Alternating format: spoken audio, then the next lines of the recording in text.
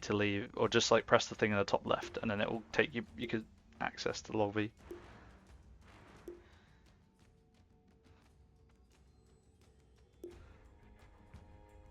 I'm in the lobby.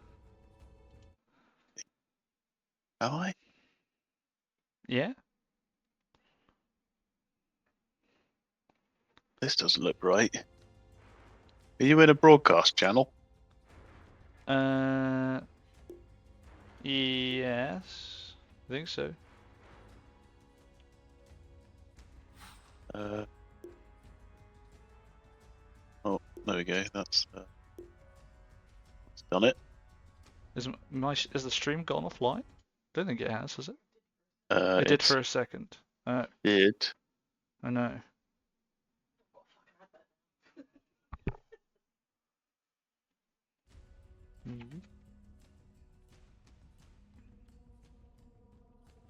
What's happened there then?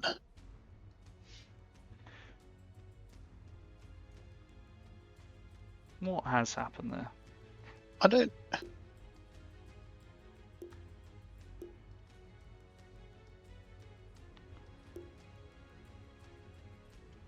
I'm not sure if I'm. You are in the lobby. I can see you. I haven't disconnected from the previous game. I can still go back to it. Yeah, I think we should just be kicked into the next one. When this has happened before, I've just sent it again, basically. So. Trust the process. Trust the process. Interesting that it was obviously potentially me, given that. Oh, maybe. Because the timer just timed out saying players connecting. I assumed I was already connected, but who bloody knows?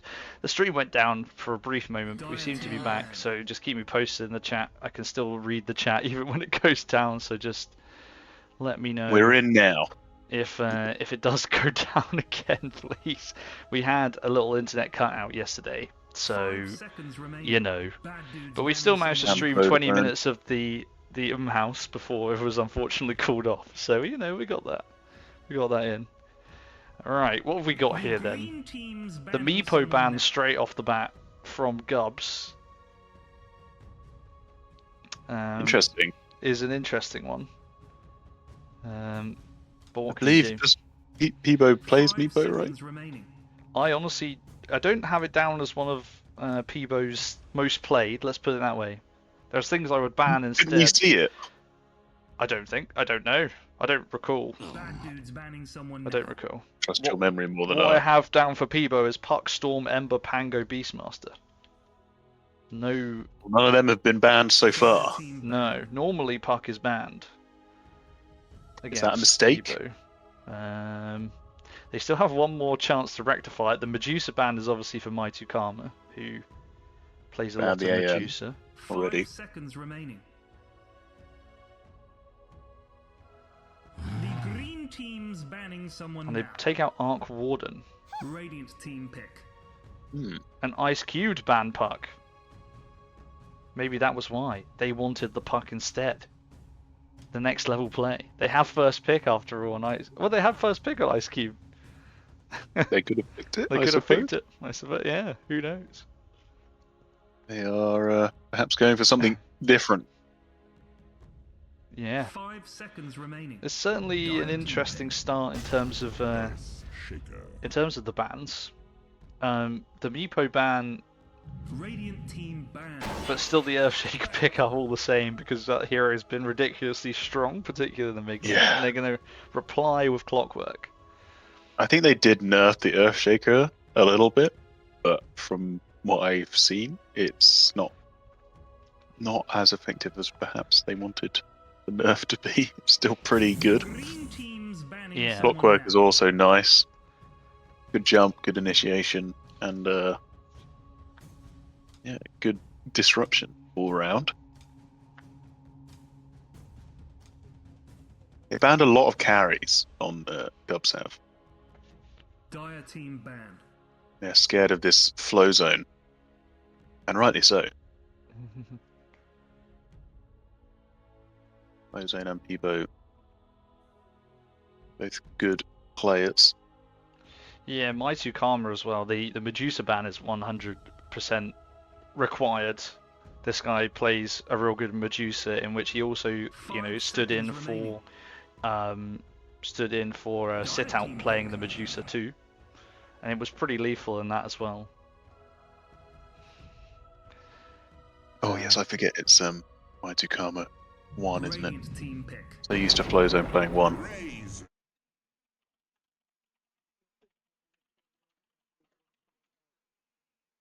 Razor. Nice anti-carry hero.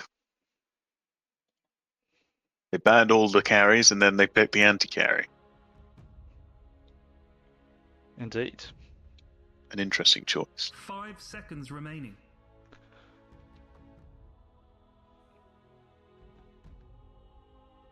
It could pay off.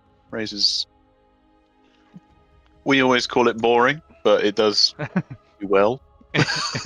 So, yeah. depends on your definition of boring. But boring. Lich. Now, Lich, I think, is a hero I've heard is back. Could be back since patch, potentially. I've seen it picked up a couple of times during this tournament in other games by other teams. So, you know, if you've got someone who's a big Lich player, which actually I need to look at my lists for all these players here. I don't think I can see one, but it's not like it's the most difficult to execute. Yeah. I mean, I think and feel that Lich might be pretty good into a Clockwork. It's also nice with the Shaker. You shield up whoever gets gone on, and then, you know, they're going to collapse on that, so you just shove out your ult and it will bounce. 5 seconds remaining. And you got the Centaur to run away. Exactly. If you don't execute well, just hightail it out of there. Thing is, the Clockwork is always going to be stuck in his own cog, so if you get the Shard or Lich, that's, you know, it's almost a guaranteed kill. Yeah. Dire team pick. It's coming out with the Necro now. Okay. Mars and what's that? Primal also banned. Okay. Yeah, I was just looking at the previous games. So Ice Cubed with Mighty Karma have first pick Medusa. 5 seconds One of the games. In remaining. the other game, they also first picked Centaur. In that game against CE, they played a mid Mars, which was not as effective as I think they were hoping. But they also had Atrocity standing in on Axe and then Centaur, so it wasn't their full lineup. So it may be that, because I think we've cast this lineup, but it was Atrocity for Kxavic, I think, which I don't know if I'm saying that right, and I'm going to just have to commit to how I'm going to say it now, and then go through there. If anyone wants to correct me in the chat, please do, honestly. And then on the so game 2 they went sort of Centaur, Dazzle, Disruptor.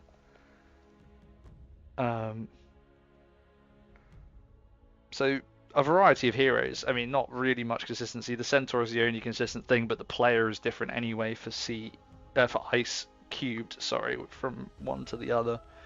You would imagine the Shaker will probably be mid. And then you've got a 3 and a 5, so it's pretty clear so far what the kind of game plan is.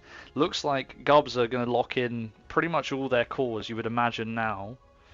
Interesting to see how they lane these, whether it's off-lane Necrophos or Razor. I would probably suggest Razor, maybe? I don't know your thoughts on that, really. My thoughts on 5 that. seconds remaining. I think they need beef, right? Because both Razor and Necro, they can be tanky, but not necessarily it's not like a Centaur, right? He just has loads of HP and got the return. Lifestealer will get there, but is going to be, you know, way late in the game, and Necro often takes quite a long time to get to that point as well. So I feel Razor is perhaps, in my opinion, a more sensible option to go into the off lane. Just because it's a bit more immediate and you have a bit more HP and survivability straight off the bat. But It could go either way. If Necro has a good lane, then there's no stopping a mid Razor and off lane Necro. You know. Yeah, I guess you can also, the Shaker is their mid. You know what lanes you're getting, matchups you're getting on 2 out of 3 already. And I Yeah. think you're happy with either Necro or Razor into the Shaker, if I recall. But then they're going to go Storm. So do they know? Is this a 4 Shaker now? And does this mean they have to go Razor mid and Necro off lane? I don't know. ES into Razor sounds me. Yeah, exactly. Come on. But now it's not even ES into Razor at all. It's potentially POS 4. Maybe they've baited it out. The old switcheroo. Indeed. So Storm Spirit creates a few more questions with the Ice Cube draft. GUBS have obviously locked in this. The lifestealer lane into Centaur is still quite nice, regardless. Yeah. I think Centaur should still be okay in the lane, but no one does anything in that lane. They just and that hit benefits each the other and nobody lifestealer dies. ultimately, right? Because the lifestealer will be happy with that. Yeah. Quap ban from Ice Cubed. So now They have to bring out a carry here. I don't think you can put an Earthshake at 1. Yeah, And no, if I you think put it a has to Storm be. Spirit at 1, then this bad news bears. Bad dude's banning someone now. Cubs think the same thing. They ban out the Drow. Yeah, so be my quite 2 scary. Karma heroes down Medusa, Lone Druid, Morphling, TA, SF. Yeah, Medusa banned already. Yeah. Lone Druid is there. Yeah, I believe they tried that in the second game we cast at the beginning of the They tournament, and it's not as effective. It was okay. It just needed some more time. I think they got run down in that game a bit, didn't they? PA gets banned. If he plays PA, Lone Druid into Razor is quite nice because you got 2 things hitting him. If you have, if I was playing Razor, I think I'd be all right playing into PA. I don't know. Seconds remaining. Just link them up and they don't deal any damage. The other thought I'm having is if they go for something like the TA, just like maximum damage. You got like quite a lot of magic damage already. You got good team fight. You've got someone to get you out of situations as well. Like Radiant team pick. Could be quite good. There's definitely a Radiance coming out from either Necro or Lifestealer, which would be maybe a bit tough. But yeah. apart from that, it's not too much. I think the Necro Heartstopper is HP removal, so that wouldn't destroy the shield.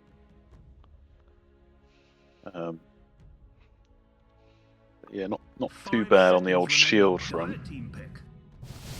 They go Morphling. So one of the other heroes Mighty Karma enjoys is the Morph. So that will complete the draft for Ice Cubed, and we'll see. I'm guessing it's a 5 required. Unless it's 5 Clockwork, I suppose. So you could go for a 4 here. It would be quite a greedy. 5 seconds remaining. Well, the Clockwork's just got good spells anyway, right? So it doesn't need the items. Doesn't have to build the urn and all those crazy things. Although in this game would be probably quite good anyway.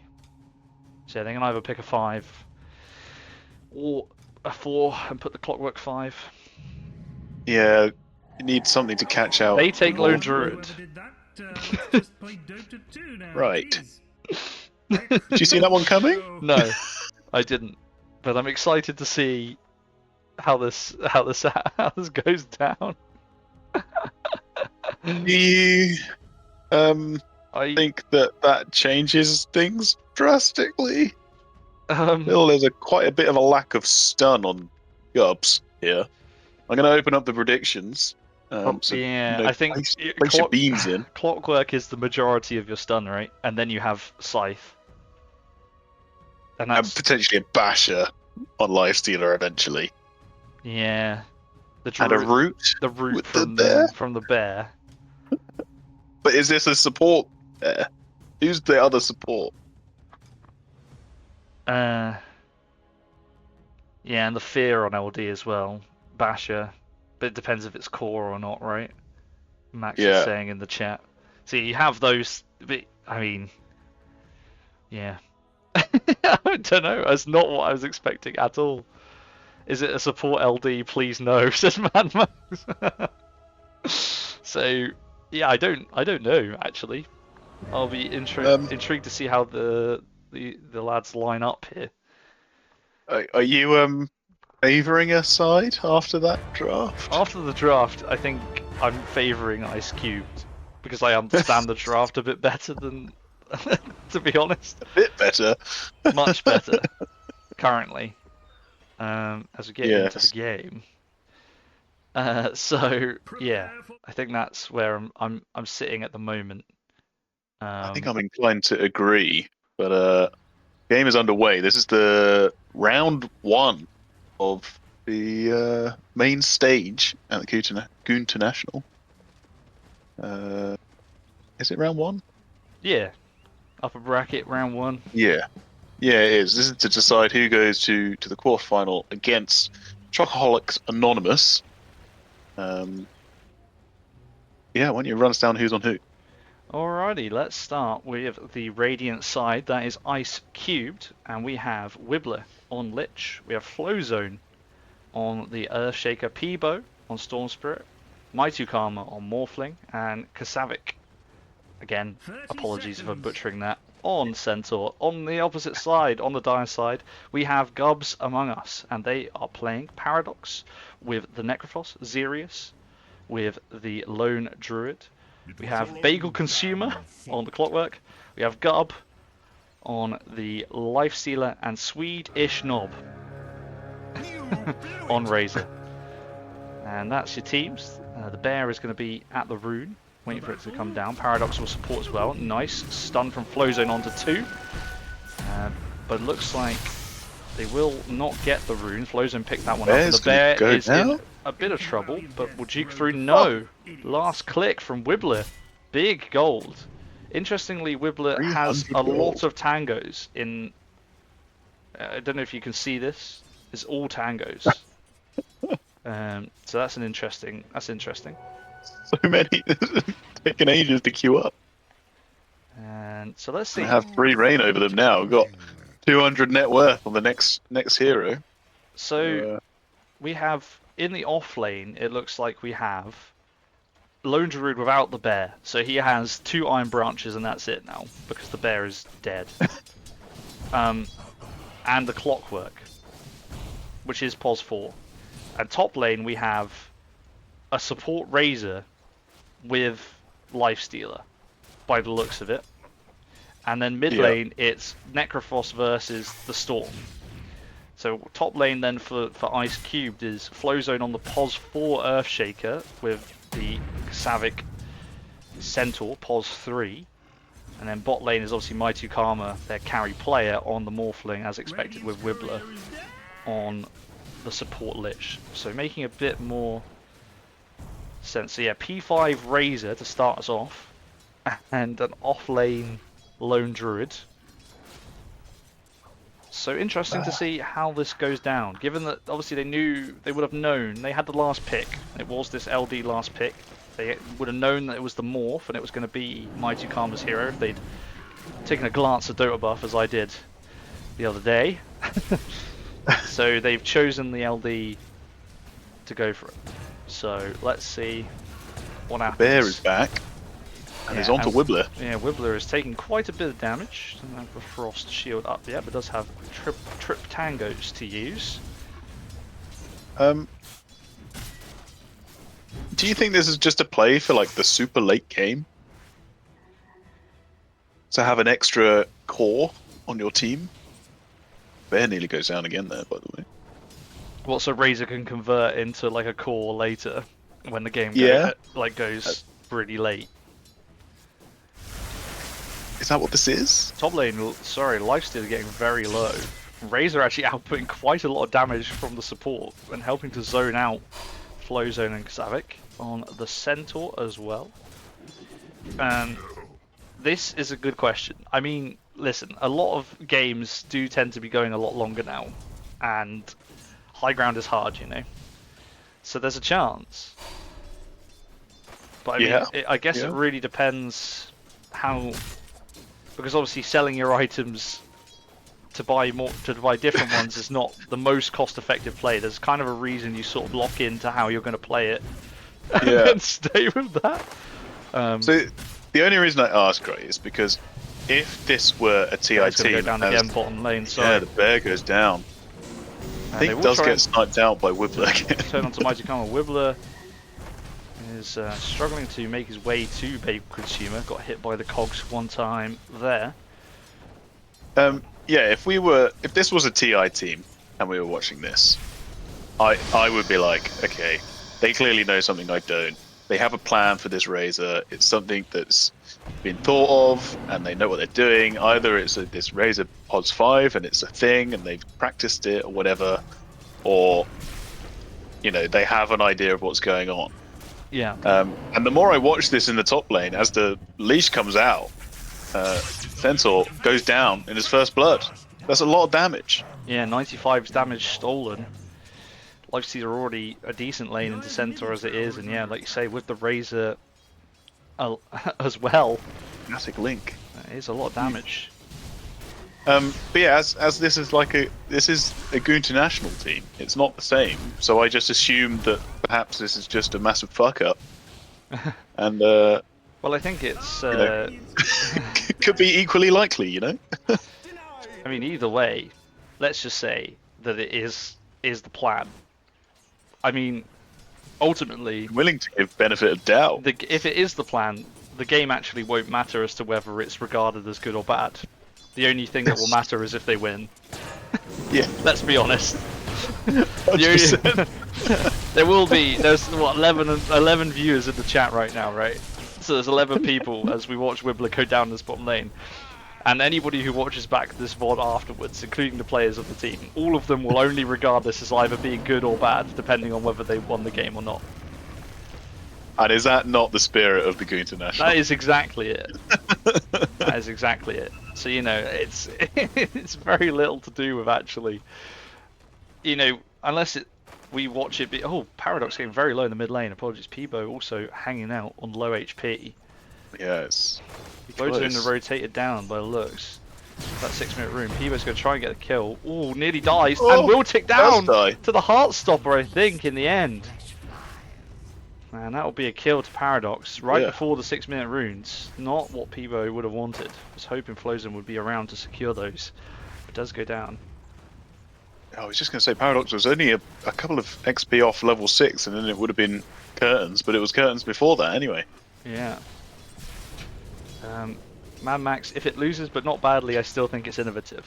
I think that's also true, but I think for the players of the game to remember this in future, it will have to have won the game to be impactful. As Peebo Consumer is going to save the bear, but will probably perish here. If Mighty Karma can get a click off, the bear was actually blocking the thing, and it was actually the hero who Mighty Karma is now focusing in on. He's quite close to, but won't dive under the tower. The root comes out from the bear as well. All toggled into Agi currently for the morph, or for the most part anyway. Mighty Karma was focusing the bear there, but yeah, as you say, could have just gone on Zeerious' hero, and yeah, done that from the start. Could have got the kill there, maybe. So Storm did still manage to get the Arcane Rune at 6 minutes, so it's not all lost with the death in the end. No, it's Arcane Rune will be very helpful. Mighty Karma needs to be a bit careful here. He's going to get gone on and stunned up by Peebo Consumer. Doesn't manage to waveform out of the cogs and will perish. Zeerious will pick up that kill as well on the lone druid. As we miss a kill top lane as this Razor lifestealer lane once again. He's doing it. It's having an He's impact. going for phase boots. It's not your normal supporting boot. It's just going to build it as a carry. And they just have 4 carries. This was my other point, is you say buying support items, but you could just buy carry items. True. And then your clockwork has to do all the heavy lifting. Yeah. As top lane Flowzone is coming out back in. onto Flowzone. He's taking all of his damage. So nasty.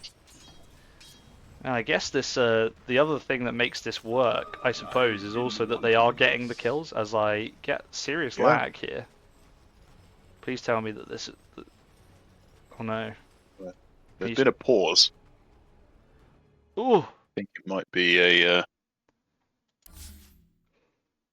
thing. Yeah, I've been unceremoniously kicked here. We've got 3 DCs.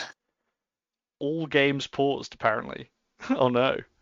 My tournament, please, Valve, says Gino. Oh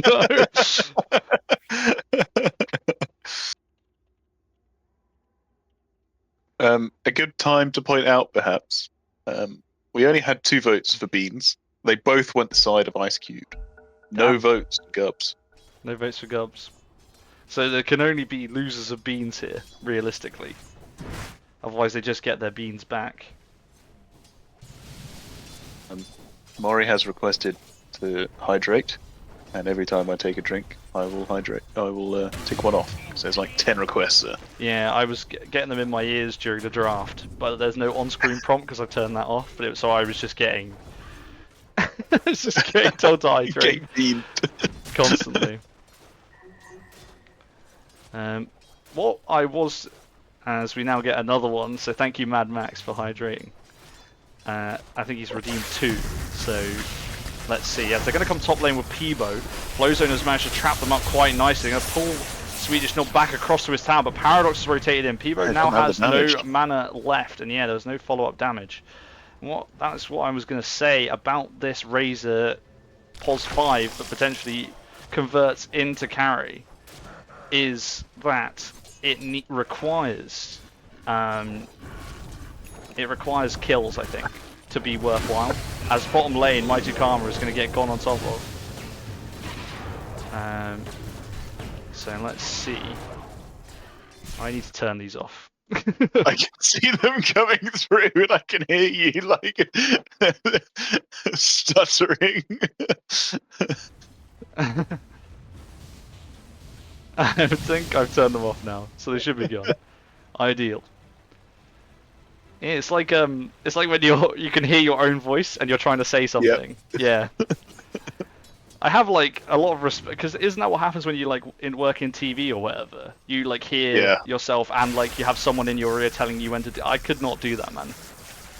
I was literally watching something the other day about was it Otis Dealey, whatever his name is, who was a sports field somewhere, and then at the end he was just closing off, and obviously someone's shouting in his ear like, mention Jessica Ennis, do that before you finish or something like that, and then he just says, Jessica Ennis, good night. That's the end of the broadcast. We love to see that. They're going to rotate bottom lane. Swedish_Knob is coming through the portal. I mean, Mighty Karma might be in trouble and dead before there. Sheamus is going to come in. The ult is out from wibleh. It will not bounce too far as zeerious has managed to walk it away. Peebo's now coming in as well. Swedish_Knob is up and with 3 of them, zoning them out. Now they're going to chase him down. He will have overextended. But remember, that is only a POS 5. So I guess you're going to lose your mid for a POS 5 here, although that POS 5 happens to be terrorizing you this game. GUBS 7-2 up, by the way, and 2k advantage with about 10 minutes into the game. Yeah, the AD on the Necro was nicely picked up there. Good timing on that. Not far off the old Sacred Relic either. To prove that I will be hydrating as well, let me do a tinny crack now. There we go. Nice. I'm ticking one off every time I take a sip, so they are slowly going down. Nice. Here's the items check for Mad Max. Or I will hydrate spam again. I think I've turned them off, so I don't think it will do anything. But who knows? Here's the items. Why is it a hydrate and not a item check? I think I can change them and create some. We can work on it. Oh, it doesn't. Just do like a buyback status or something. Neutral item check. Yeah, as they're gonna find wibleh again. They will consume with the hook shot on top of the Lich as well, and now Swedish_Knob will come in and secure that kill, which he's queued up BKB. So I think if What more do you need? If we were in any doubt as to whether this was going to be a core Razor in the end, then It's greedy, and they're making it work so far. So I don't know. If it's weird but it works, is it that weird? so the good news is that the hydrate, it's showing up on the stream, but it's not in my ears anymore, which is the critical thing that was doing my head in. So great news. So you guys can keep sending them. We will, Obnot will hydrate. He's got the list up. He's watching it happen. Unfortunately, I'm on a bottle, so I can't do a tinny crack. But you keep doing it, I will be. It's beer I'm drinking, so I will be drunk. They're going to find Peebo again. 29 seconds without him, and as he goes down once again, wibleh is in big trouble. Bagel Consumer chase him down, and the GUB train, choo-choo, it ain't stopping at the moment. He's in big trouble. He meant Mad Max obviously meant the bear inventory. Sorry about that one. No face boots on the bear. You did want brown brutes. What I did reveal, and shout out to Kamaya for identifying it in the chat, we have a Battle Fury on the Lifestealer. Is that? I don't think that's a usual pickup, is it? Well, you'd normally go Radiance, but the Necro's gone Radiance, so you need something. I would suggest that perhaps Lightnings is better. Yeah, as they're going to chase down this Lifestealer top, but they will not get stuns out, as the Rage is there as well. Don't successfully block him in under the tower, and now Flowzone could be in trouble because this bear is running at him. First hit route is brutal. And now the hook shot will secure the kill onto Flowzone as well. 2 to 11, they're 6k ahead, and it could be that lots of people are losing their beads. This is a classic snowball situation right here.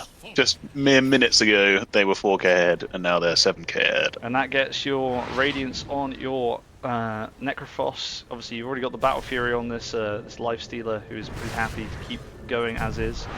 The bear has his Orb of Corrosion, Alacrity, I believe, though he's got sort of Blade of Alacrity, but he's getting a Yasha, I think? That's the wrong one. It doesn't get stats, so I'd imagine not. Oh, he's getting a Diffusal Blade, of course. Makes more sense. That makes more sense. And then you've got the Razor is part of the way to BKB, but obviously a little behind. Meanwhile, the Morphling with the Vlads, he is going for the Yasha to try and get the Manta, of course, as well. But it's a little out of hand. As we look at the net worth as well. Yeah, there's not really anything redeeming so far, and Flowzone getting caught again. Trying to get out of the cogs, but gets scythed down. It was a nice lit troll. Just gonna isolate Paradox, but he then just heals up for so much in the end as well. The Radiance is blind and is burning them down. Yeah, the Centaur is in big trouble. Peebo could be in trouble if they find him with the bear and the root as well, but no, they will stop there. They are under. They see them as well on the side of Ice Cubed, but there's nothing they can do about it. This is a snowball to end all snowballs. Yeah, it's one of those games where they're just running at you, and there's not really anything you can do. You just have to try and farm up somewhere else on the map and try and create space. Cheeto thought I said titty crack when I said tinny crack. My bad. I was worried that maybe I Freudian slipped and said the wrong thing. I'll have to watch the VOD back later just to make sure, because I'll lose sleep about that one. At the moment, I think it'll be Ice Cube who are going to lose sleep tonight. They might get more at this rate. It's going to be a quick game. Yeah, we were prepared. We were prepared for some long games. I think Mighty Karma will be hoping the later it goes, there's a lot to catch up on. I mean, the Razor is ahead of the offlaner for Ice Cube at the moment. So this 4-core strategy seems to have worked enough to get him online. And the fastest game was 21 minutes. They're going to find the Razor. And I think he will go down a little too far up. CertifiedKnob will perish. Mighty Karma as well, able to secure that kill. But they are rotating in at pace. The bear coming in. Echo Slam dropped, but it doesn't really do much, and Flowzone will perish in exchange. And it's kind of an interesting game for these kind of pickoffs, because the scoreline was 3-14, and the Razor is worth a lot of money. But yeah, I think that's still a good trade for them, for sure. But it does feel weird that it's, you know, killing their P5. Yeah, I think it's like P5 inverted commas, right? Yeah. He has not. I was wondering whether sometimes people queue things up and then end up buying something else. But he's bought the Ogre Axe for his BKB, and he's got the rest, you know, marked to purchase as soon as possible. So he's going straight BKB. Has actually bought wards as well. The Clockwork, interestingly, getting an Orchid. So this could be a game where there's 0 support items. Because there's no support items on the Razor and there's no support items on the Clockwork at all. Unless he's got something on his Courier. No, he's got the Knuckles for his for his all. So there's no like Force Staff. There's nothing to save anyone. But then they don't have. But as we don't need saving at the moment. Yeah, right now it's working. But I fear this is where if it does go later now, you need saves. Saves are so critical in the game. As top lane, nothing, unfortunately, speaking of saves, can save the Centaur there. He is just trying to get farm wherever possible, has been found. Look at this on the map though, it's kind of well played from Ice Cubed here. They know they're behind, they know they can't do anything. They just see everyone TP top, push out bottom. Peebo didn't quite zip over the the root gate, and now the root as well. Oh, but the block! Oh, but the downtown hits from the hero. Mighty Karma TPing in to try and see if there was anything, but there wasn't. Peebo goes down again. Oh, the graph is not pleasant. It's not pleasant viewing for Ice Cubed at the moment. GUBS Among Us. That is 84%. Quite literally a slippery slope.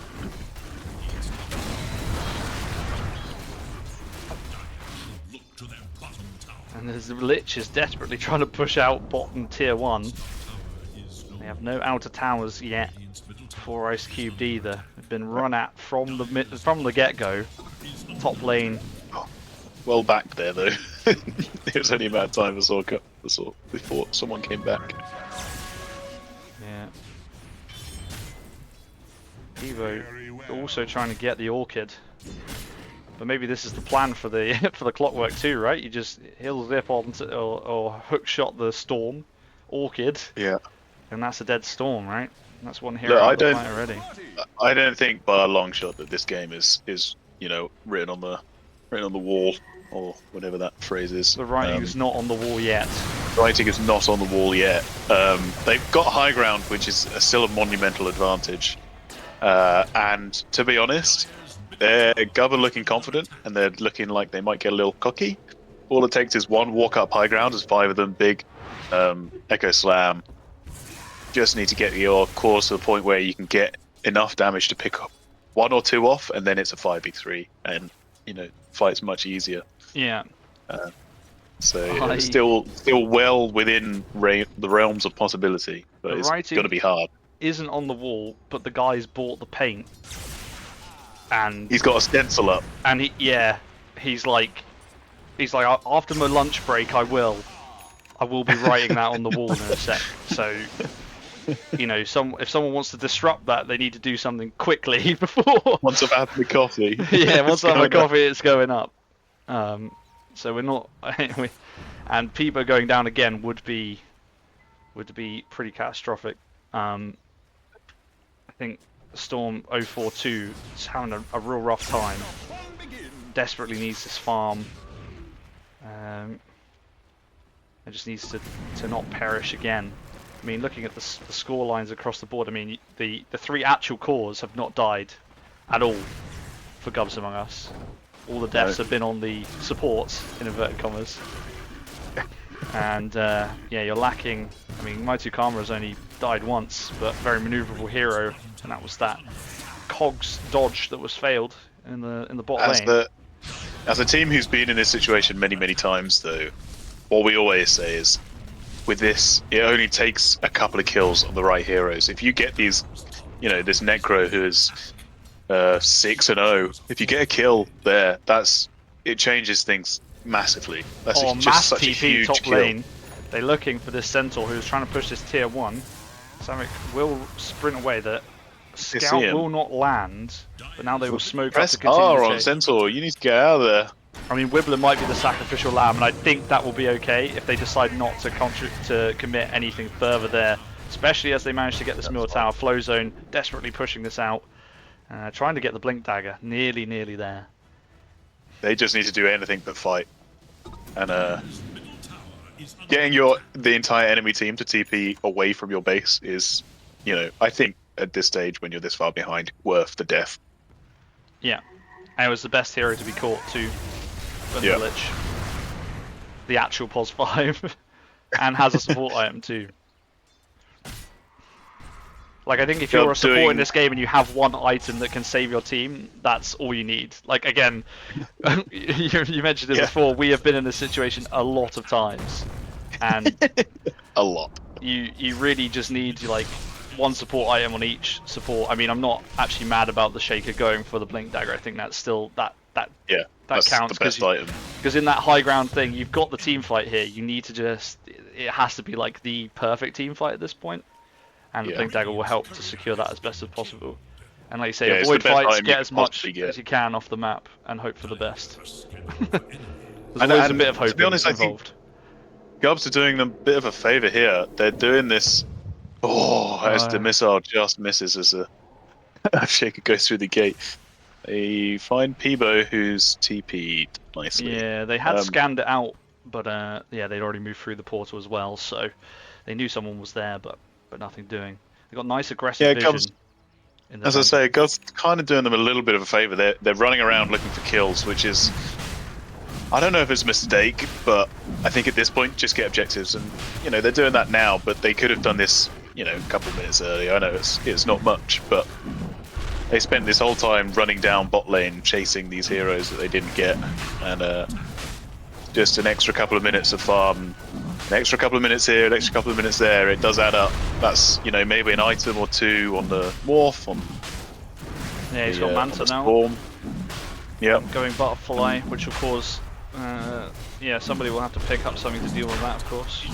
Suddenly significantly harder to take down. And for a harpoon on the bear, by the way, for the moment. If you let them get away from you too much, that high ground looks scary and it doesn't get easier. I know you've got 4 cores on your team, so you know you're not too scared about going late. But you'd rather not, you know, be this far ahead at 24 minutes in, 25 minutes in, and then be that team who took it to 90 minutes. Yeah. Just get the job done. Yeah. Move on to game 2. BKB available for the Razor, which I had noted before but forgot to say. Harpoon is nearly there for the bear. You have Radiance, and then I think the completed Ags for the Necrophos is on its way out as we speak. Razor, yeah, I said about the BKB. Clockwork has his Orchid as well, now going Blade Mail. Lifestealer has the Skull Basher, and is going Echo Slam Ags. dropped onto the Clockwork in the bot lane. The Clockwork's dead. Flowzone is having all of his damage taken, but yeah, no Clockwork for this fight. Nice Lich ult as well, bouncing between, and that will take down the Razor. And the bear is in and doing big damage to Mighty Karma. Will waveform away, and they managed to trap up the Storm again. The Scythe is a little early, and Peebo will actually be able to get out of that. And the Centaur just putting his body in the way. The bear is dead, as you say. And now Flowzone get the stun out. It's on cooldown still. Lifestealer coming down too. And they've TP'd out the lone Can they get the Druid. Necro? Everyone else is gone. Paradox running for his life. They held. This is a huge fight. Absolutely huge. A nice pick-off onto the Clockwork early doors. Razor went down pretty quickly, and a kill onto the Lifestealer is massive. It did the classic 1v1 kind of situation. And Morphling, yeah, now much closer to that Butterfly. Yeah. And yeah. Oh, great. 3-4k swing from 3 heroes. Massive. And they just have to do that a couple more times. Yeah. Unfortunately. Well, this is where the GUBS builds, they're okay when you're ahead, but this is where a support item, a single support item, a 4-staff, particularly against an Earthshaker, who can block you up his own high ground, which kind of happened with the bear here. Like even just to save the bear, right? Like yeah. a 4-staff would be useful. But instead, the clockwork is now Phase Boots, Blade Mail, Orchid. And where's the Razor gone? The Razor is Razor got his axe queued up. Yeah, Axe BKB, blink. Ags Blink. But it's like, this is fine while you're ahead, but when you're trying to push high ground, you're going to need saves. Because they're going to have a distinct advantage. So many Gale Guards coming out. They smoke up on the side of GUBS Among Us. They didn't lose the Aegis, critically. It was on Lone Druid, which I found an interesting choice, actually. Yeah, I was going to say that. Is that something that you would normally do? I feel if you die and you don't have bear, not really much point in coming back. Indeed, it's bottom lane. They don't find anything with the smokes. They TP bottom lane, and now the bear will chase after the Centaur, roots him up. It's free there though. It's a nice Earthshaker stun. It's gonna cast Support ult. could come in. Gub, they need to run away. Yeah, that was a nice Fisher. Nice Fisher from Flowzone on the Shaker there to block off the pursuit. They will scout out, but they are smoked up, so that won't be detected. SwedishKnob is going to walk into them here. Wiblehs will pop. They're going to turn and notice now. Now they find the Razor. They silence him up. Peebo has the Orchid, and that is a Razor dead. BKB not even used. Is here. Yeah, nice the bear stuff. can't actually. Now he can attack because he's in range, and it's a nice ult that will bounce between these creeps as well. Now the hook shot comes in. wibleh, I think, accepting his fate just a touch. The Fisher actually will block Babel's Tuber the wrong side. Has the shard for the jetpack anyway, so we'll just fly over. That's why you don't build nice chain frost. Yeah. That's why you don't build the 4-star, because he has no problem getting out of the Fisher blocks. Yeah. So the rest of his team just has to figure it out for themselves, I guess. Oh man. And once again, GUBS are knocking on the door of the high ground. The bear, no problem, just hitting away. Yeah. They do have a secondary bear as well.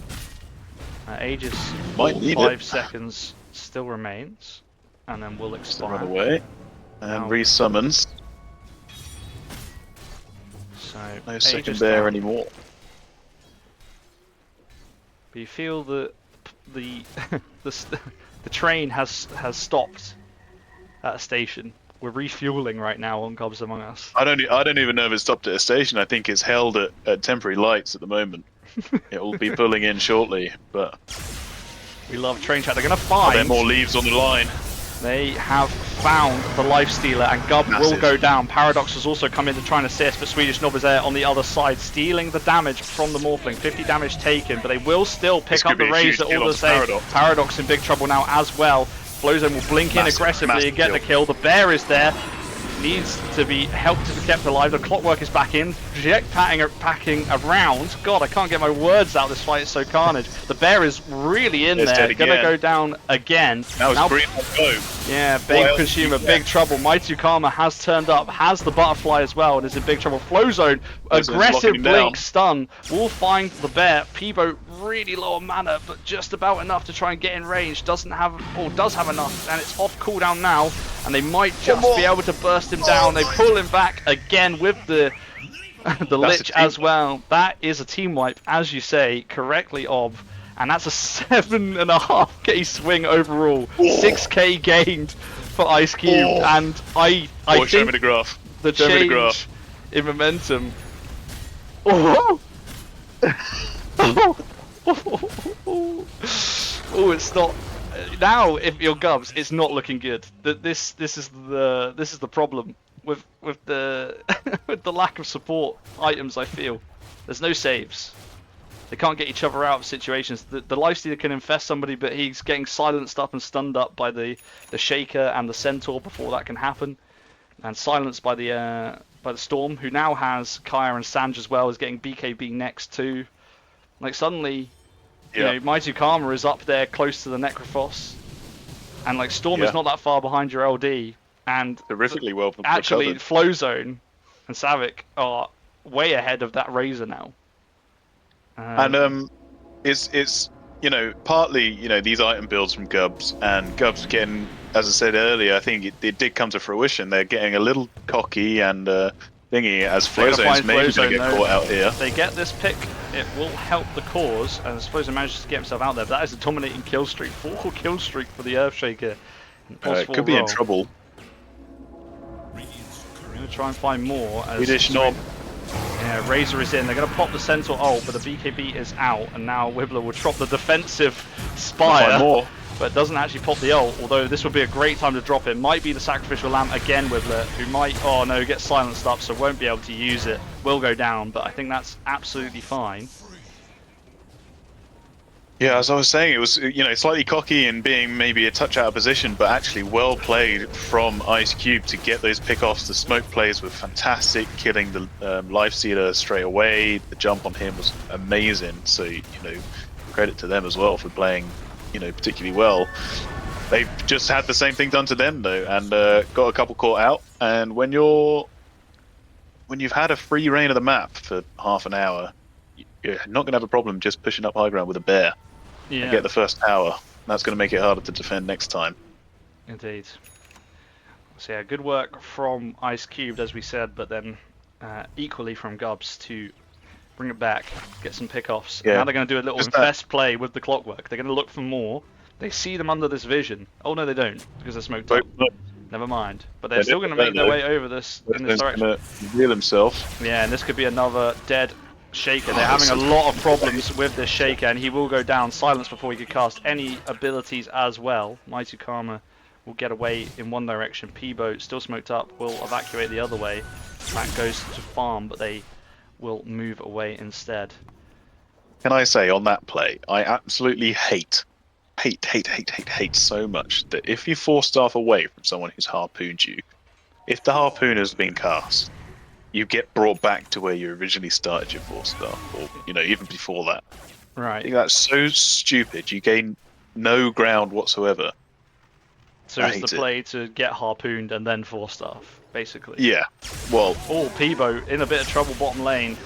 He's got plenty of mana. Yeah, zip TP. And as we mentioned previously, there is actually an Abyssal on GUB, but not that many stuns on their team. But now they have Abyssal. I suppose they don't need to worry too much about that.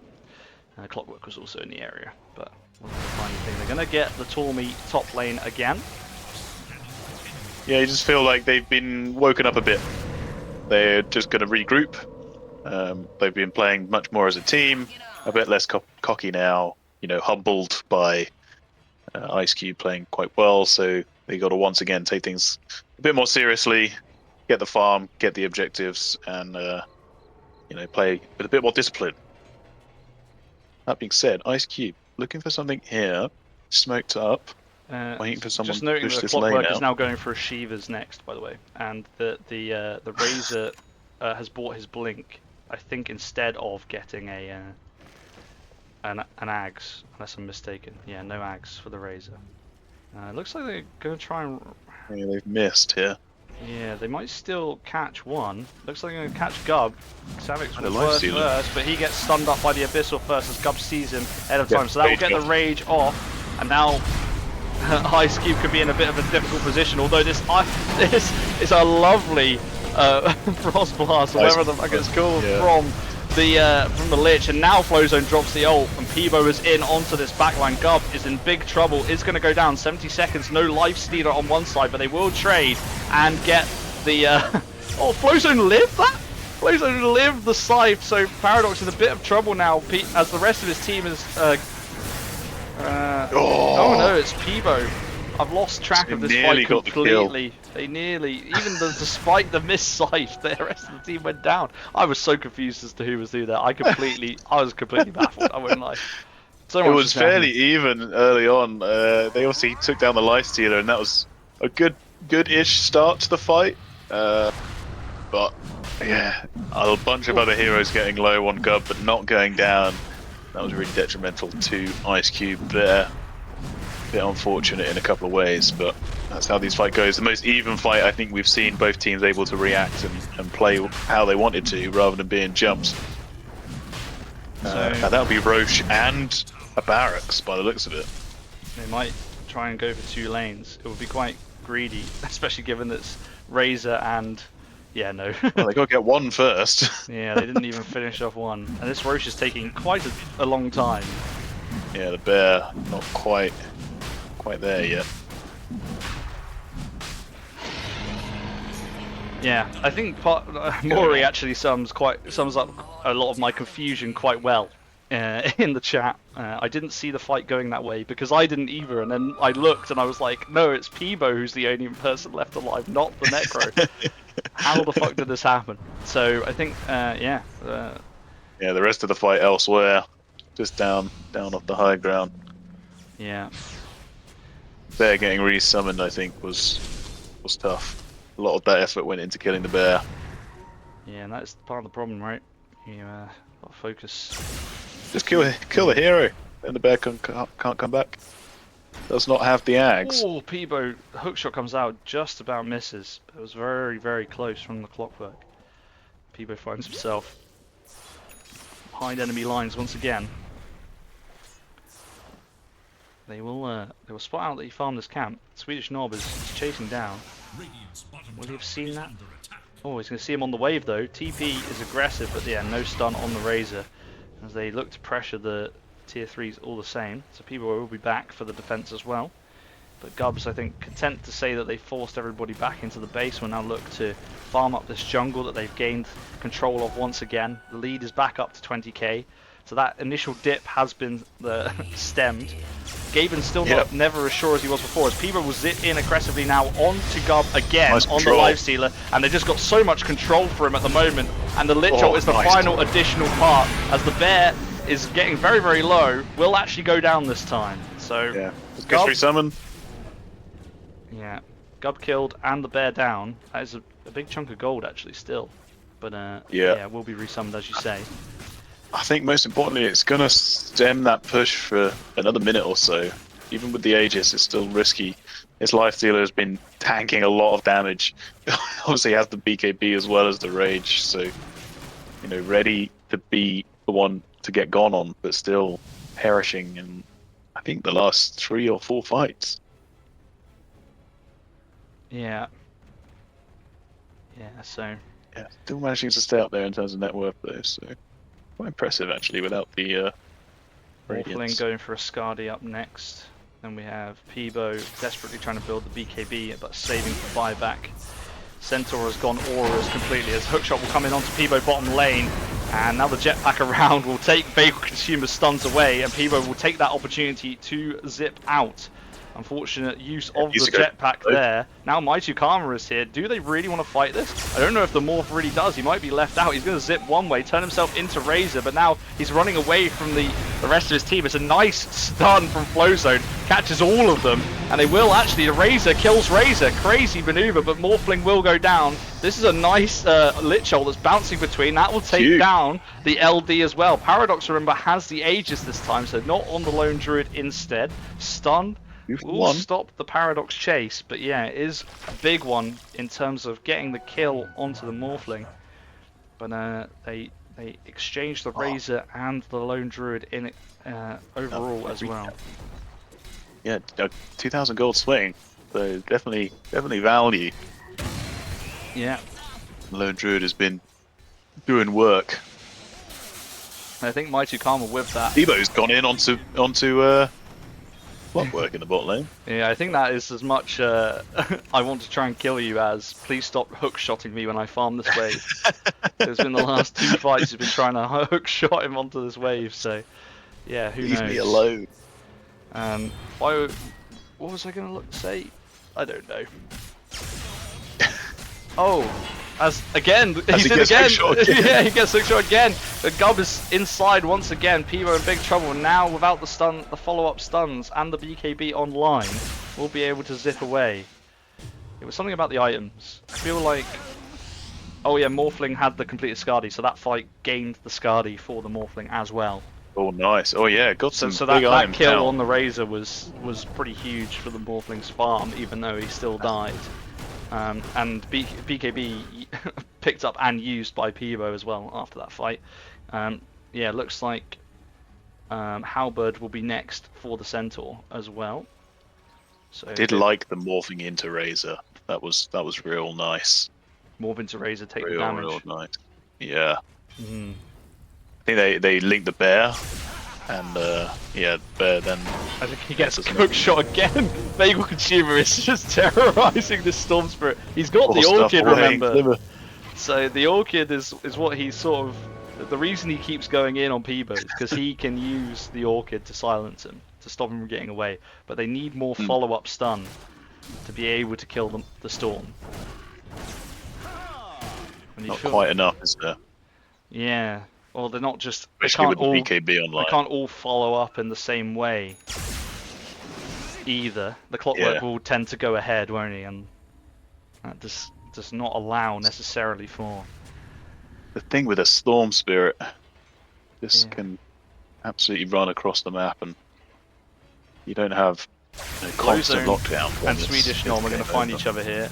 And he's going to Glimmer Cape, TP out, and he gets out. That's nice. Not to mention that the Razor used BKB in that fight after seeing Flowzone, potentially scared of any follow-up from the team. The team was not there. Or perhaps a misclick, who knows. Does nearly have the Ags finished on Razor, so that'll be some push. Lifesteal will infest a creep, running them away. Feels pretty scary on the Ice Cubed side of things. They haven't got two of their tier 3 towers to defend. The banner comes out. Oh, the creep. So does the lifestealer from the creep. Invest, yeah. Oh, he leaves it the last click for the bear? The bear is now stuck and getting lich ulted. And was trying to be recalled, but Flowzone kicks him down the high ground. They do get the barracks. But yeah, no more bear. Now they aggressively blink forward. But I don't know if they really wanted to follow that up. So Centaur will just walk away now. That seemed like the kind of time I blink out of base and then everyone shouts, no, no, no, no, no, no, no. Yeah. To run straight back into base. Yeah. Normally I followed you and it's too late for me. You get back out and I perish. And I'm like, well, if only we'd said that to Mark before we did this. That would be great. The Ferret Cloak pickup on Centaur is nice. I like that. I like that a lot. Yeah. I think I saw a couple actually. Oh, they're on the opposition as they hookshot again. Yeah. Looks like Maitu Karma has been caught silenced up in this top lane. Doesn't have the leap. Will zip into the trees and actually is kind of stuck, but now will get bashed. Yeah, that's dead. And ulted, and Morphling goes down. 80 seconds, no buyback on the Morph either. So this might open up these racks again. Gets caught on the backlines by the lone druid. 5v3 now. They do have the buyback on the Lich. But yeah, 70 seconds without Mighty Karma. Let's see how close it is to buyback.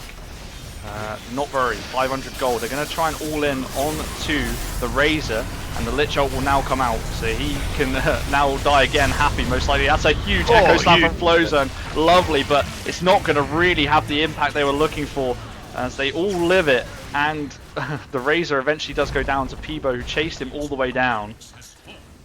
Flowzone brought back, but no Echo Slam. It's looking like this is Megas now. They got another 35 seconds without Morphling. Yeah, need to... No Echo. Peebo zips past. Now Kxavic is in as well with the Centaur, but now they stun up Peebo. Does manage to get the kill into the Clockwork, but Peebo will go down. They have the buyback on him, but Flowzone will be dying back here, and these cores are now just too large in the end. Yeah. Centaur has buyback as well. 11 seconds until the Morphling, but it looks like, as you say, I think that could be it. Mega Creeps will be taken by GUBS Among Us. There's only so much two men can do. He is only against 3, but there's a bear in there as well, which is kind of scary. Oh, and he gets first hit rooted as well. Pops the Manta straight away. People Bashed have to up. come in and help him. That's a nice, What's up, the Ags? nice Ags trap by the Storm Spirit. They still have buyback on the has center. buyback available as well. I think he's had it the whole time, but he's just not using it. Now we'll pop it. And they will try to defend these tier 4s. Kxavic now blinks in, stuns up, nice again. But the clockwork has come in and is on to Peebo once more.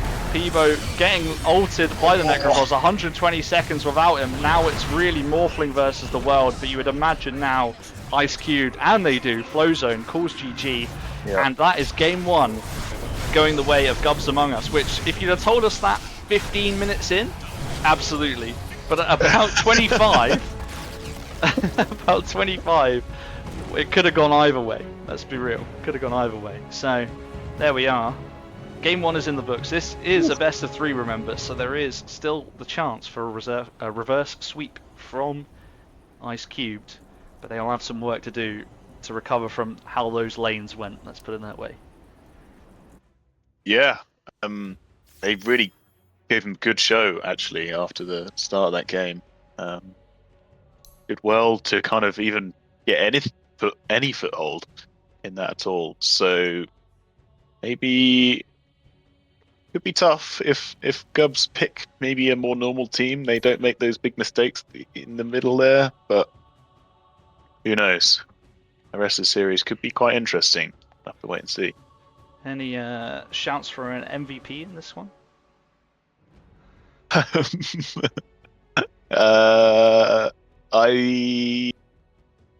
don't feel like I can give it to Swedish Knob.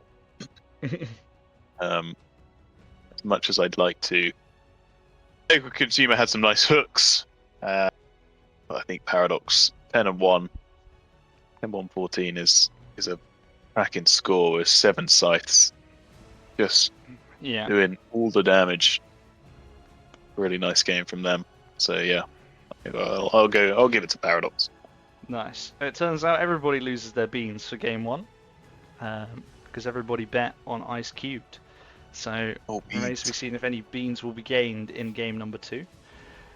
We will take a quick break and be back just after with game 2 of GUBS Among Us versus Ice Cubed. We will see you in a minute. Don't go anywhere.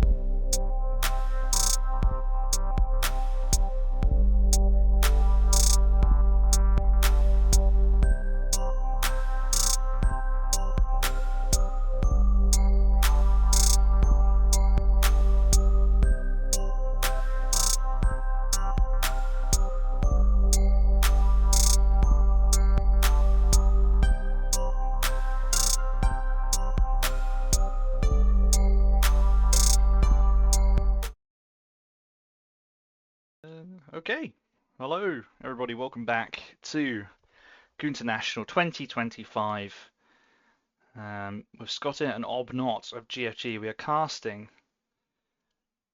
GUBS Among Us versus Ice Cubed. If you are just joining us, GUBS Among Us won game number 1, and Ice Cubed put up a good fight. It was getting out of hand to start with, but in the end, made it a lot closer than it seemed at 10-15 minutes into the game. But overall, yeah, the win does go the way of GUBS Among Us. It's a best of 3, so we are into the main bracket now. So this best of 3 decides who plays Chocoholics Anonymous and who will face or go down to the lower bracket. And I don't know if that opponent is yet determined, so I haven't looked at it.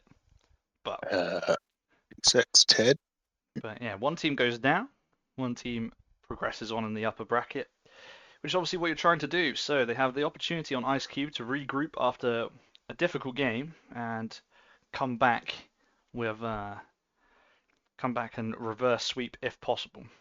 So let's see. Yes, the loser of this series will face Looney Goons in the lower bracket. Course.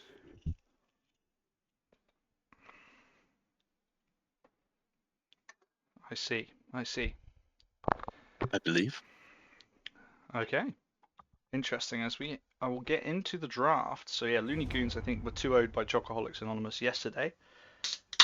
Oh, that was a good one. Oh, did he crack? Indeed. So we're gonna get a draft for game 2 already coming up. So let's see what they have in store for us this time around. Do you predict them to be similar drafts to the first game, or do you think these teams are going to mix it up? I feel GUBS feels to me like a team that will mix it up. Just based off of that first draft, it feels very much like a team that will pick what they feel. As they ban the Meepo first up once again. So at the moment, these are 2 of the same bans to start for GUBS. Mars banned by Ice Cube. They banned that last time as well. So it's pretty similar in terms of the bans at least to start with. But yeah, whether they will pick the similar things. I wonder whether Ice Cube will try and focus on getting better lanes, particularly if they might get POS5 razored. Or whether they will respect any of them, as they have just taken out the Clockwork as well. So that was played in the last game pretty effectively, actually, across the board. I know we've spoken a lot about it, but let's for sake of hypothesizing, let's say the Razor 5 was an accident. Do you look at that previous game and go, well, actually that worked? Should we try something like that again? Or do you go, even if it worked, we don't need to do that again, let's go back to something a bit more normal? Yeah, I think I don't really see it being an accident. I think these are the kind of things that I feel like they picked the Razor earlier, they didn't like it as a core into the lineup maybe, and so they were like, well, let's run it as a 5 and just buy core items, I guess. Because none of them bought any support items, and we obviously were a bit bemused by that. But maybe that's just the players they have on their team. They're like, fuck it, we'll just run at them. Which, that's what I love to see in Dota, so no worries there. Like I said at the time, I feel like what would have not made it work, what it hinged on was them being able to get kills, because the Razor only got money through kills. There's no last hits available for him in the lane. So... yeah, I mean, look, I'm not sure, but yeah, maybe it is, like you say, a misclick, a mistake of some kind. But well, I mean, even if you say if they picked it early on and then it didn't work out, then they weren't going for a P5 Razor in that first pick. They were going for a carry Razor, and they had to adapt. So whether they are now more confident doing that, or would still like to, that's not an ideal situation for anyone. So you'd still like to avoid it, or maybe they don't care anymore because they made it work. Yeah, they got themselves out of that game in the way that they knew how to do so. And that was it. But I don't know. I don't know. We've got Puck picked up in this game. Yeah, so Puck was banned last time by Ice Cubed, but is now picked up for Peebo. Peebo's specialty is a Puck. Something to be feared, perhaps. So the bans have been pretty similar. They've taken the Clockwork out, which obviously was played last time, but they have also banned the Shaker that was played last time too, but by them, and they've banned the Primal, which they banned last time, and they last take out the Necrophos as well, which was also played by GUBS. So taking out the Clock and the Necro, I think they were the two with the most kills at the end of the game that time. Interestingly, Axe taken out both. Interestingly, Axe taken out by GUBS this time. They also take out the LD themselves, which don't know. Oh yeah, Mighty Karma plays Lone Druid, so I guess that makes more sense. But they are both banning their own team from last game. Yeah, but like I get the sense from watching this team play before. 5 seconds remaining. Because I watched Jack's cast, because I think they're part of like GubCord or whatever, so they know a bit more. They have a bit more intel than we do about it. So when I was watching it, it was basically saying like, it's kind of just it's a little carnage, is what I was understanding from their drafting. But then more often than not, they have like the players to like kind of pull it through. And I think that maybe is what happened last game as well. It's what I was expecting. I'm not expecting to see many of the same heroes here. Maybe the Lifestealer, if it's not like banned, because I think that might be GUB potentially favors it. I think I've seen a few of the games played with Lifestealer before, so there's that. But I think outside of that, maybe they will just go for whatever they want to play. Which, hey, listen, that's what I'd love to do if I were good enough at the game to pull that off. We need every advantage we can. So they pick up the Lich again. wibleh did actually have a pretty good game, last game. Was a sacrificial lamb often as needed to be, but like you say, did work. Oh, here's my pen lid. There was some really nice chain frost in there that did mondo damage, but unfortunately into 4 heroes that don't really care about taking too much damage. So they picked the Centaur not most again. effective in the end. Good nonetheless. The middle two. So what happened last time was they picked their mid first, or so we thought, right, on Ice Cubed. Then they transitioned the Earthshaker into a Pos 4. This time they have potentially picked their mid. You would imagine the Puck is mid. Although I'm pretty sure I've seen it Pos 4. But then they picked the same 2 heroes, Lich and Centaur again. Which opens up the Lifestealer pick again. Is what happens. Or you could, I guess you could Lifestealer Razor now. And then you have the same lane against the Centaur again. I don't get the feeling that they're scared of the Lifestealer. I think in the last game, the Lifestealer was the one that they could pick off and get the kill on. And with the silence for the Puck as well, it's quite helpful with that. But I don't know.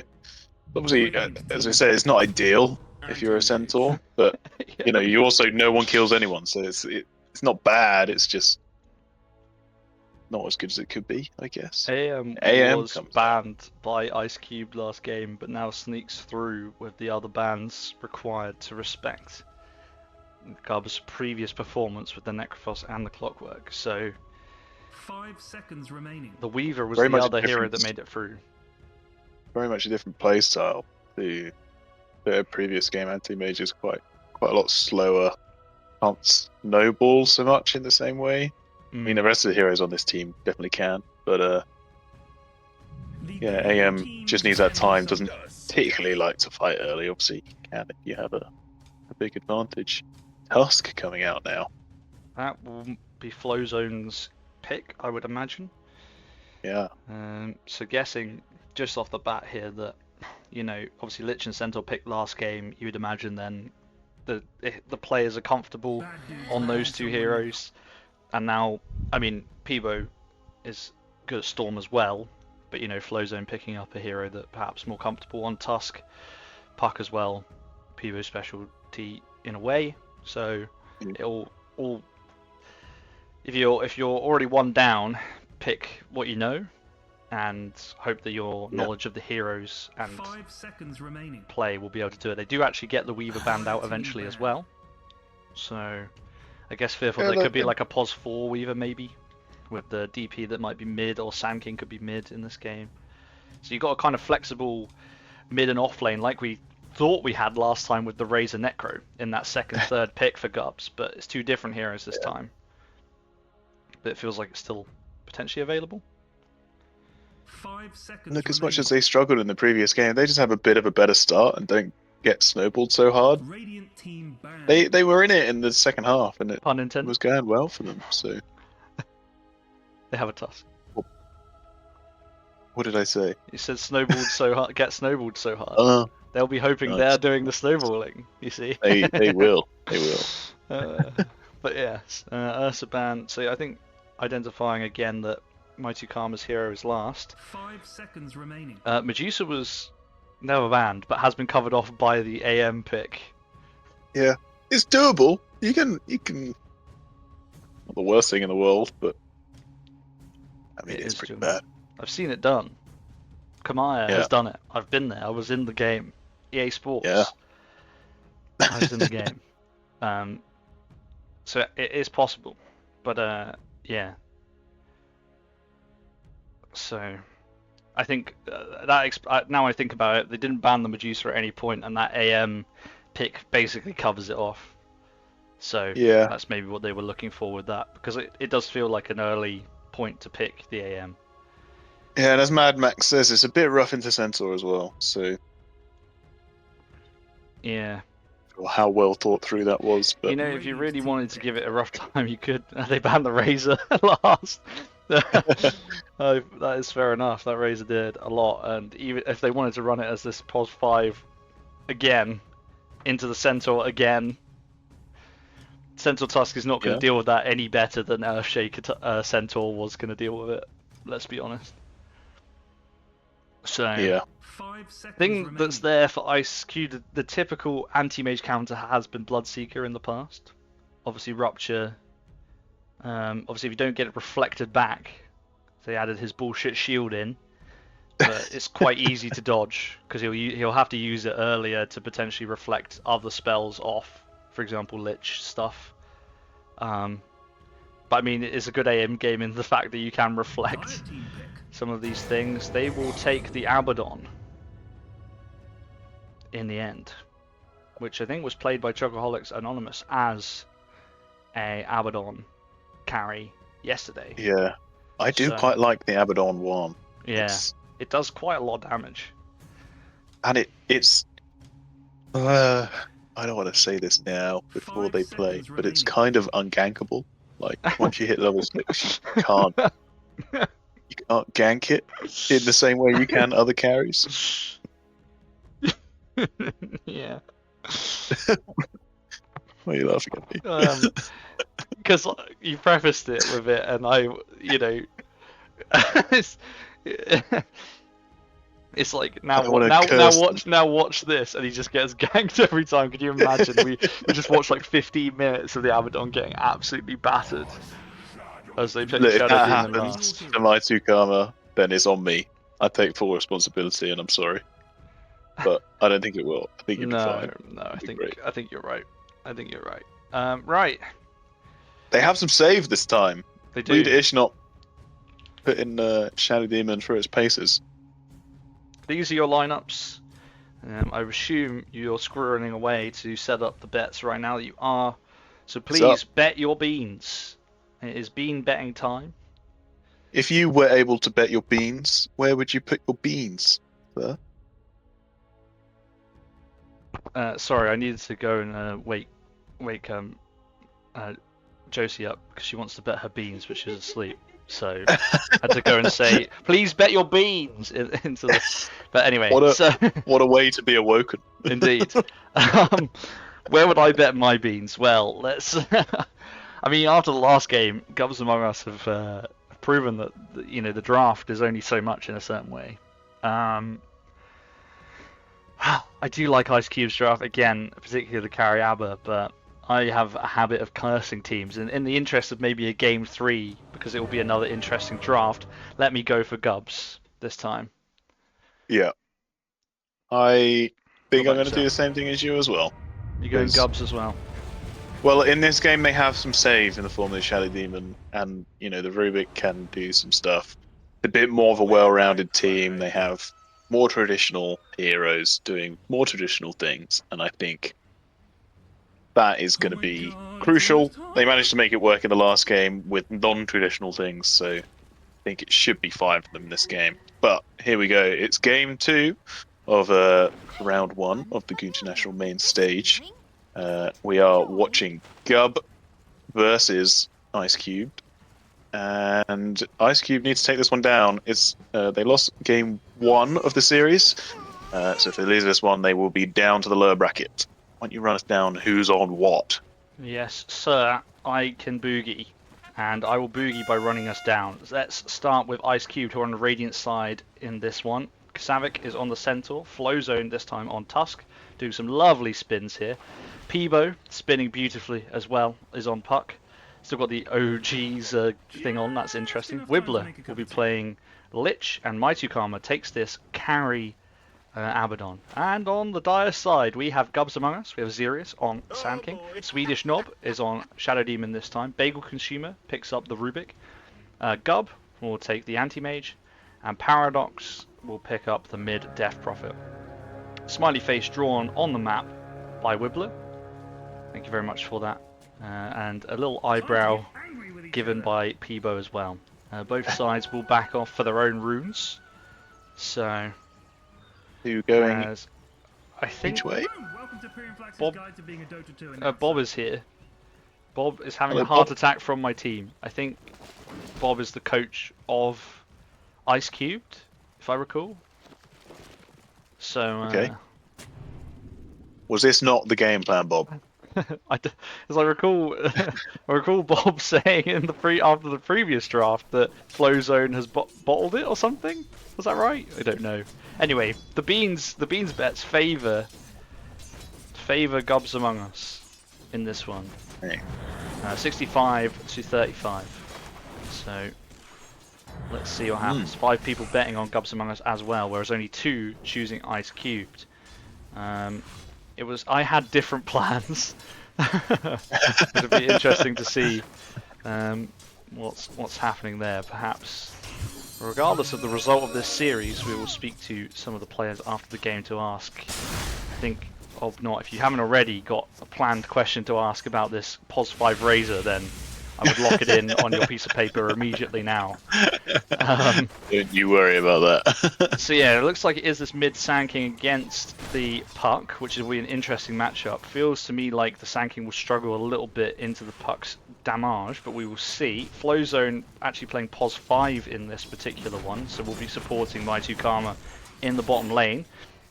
Meanwhile, Kxavic and wibleh, the 2 players from Ice Cube playing the same heroes as last game, will they will be in the top lane. So Bagel Consumer as well, switching lanes, so we'll be playing POS 5 on the Rubik this time, and bottom lane looks like, that's where they put the Shadow Demon.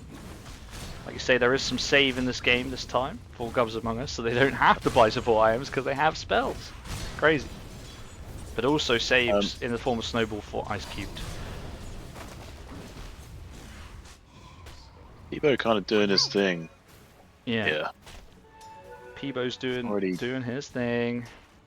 Already getting a little bit of an advantage. Still, it's only 2 minutes in. It's not much doing. Oh no! First blood missed. The off-lane Death Prophet. It's gone down. Karma has got very low in reply.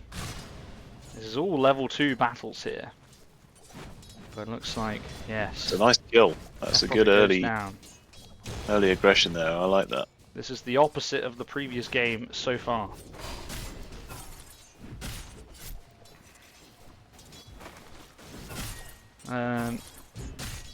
Centaur doesn't really care about having no mana, insofar as that occasionally will want to use the stun, but could use double edge regardless. So if you're using it to secure last hits, it's not the end of the world. The Lotus will be secured by the AM, as wibleh was zoned out there. So nothing doing there. Meanwhile, bottom lane, Flowzone is desperately trying to deny these creeps and get the last hits for the ones from the pull. And Sand King currently just sitting in the sandstorm, but is well away from where the creep wave is, so Peebo has free reign here. Yeah, this mid lane's been quite interesting. A lot of back and forth going on, these bottles being used to their full effect. So these runes, I think, are going to be massively important. AM's courier is blocking a camp. I don't think they can they? Well, AM's courier is here. Anyway, I just thought I'd point that out. I mean, someone in the chat can tell us what the hell that is. Is it just scouting when they want to stack it? If it doesn't block it, I guess. Maybe. I can't see it. Wait, where is it? It's in there. Oh, it's been moved now. It's moved now.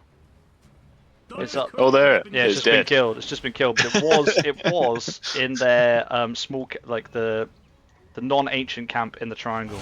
As bottom lane, they're going again onto Paradox. Gets the suck out for want of a better term. Flowzone with the shield on will pop as well. They've got 3 stacks on them each. Now make that 4 onto Mighty Karma. Needs to be careful. Pops the stick charge though, which will heal him up quite nicely. Flowzone still punching quite a lot of damage. Doesn't have spells up yet, but when the shards come out, might be able to get a double shards kill. Gets the stun out as well.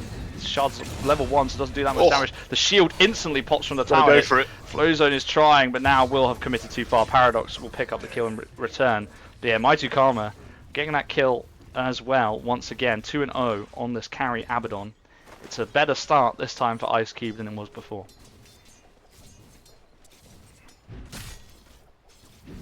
Ooh. Peebo middle lane is gonna get killed. Oh, he's so close. He was so close to killing him. I think confident enough that he might, but unfortunately nothing doing. And that will give Sand King the level 6. Doesn't have mana for it, mind, but yeah, it's been I've been keeping an eye on it. It's been a real interesting one.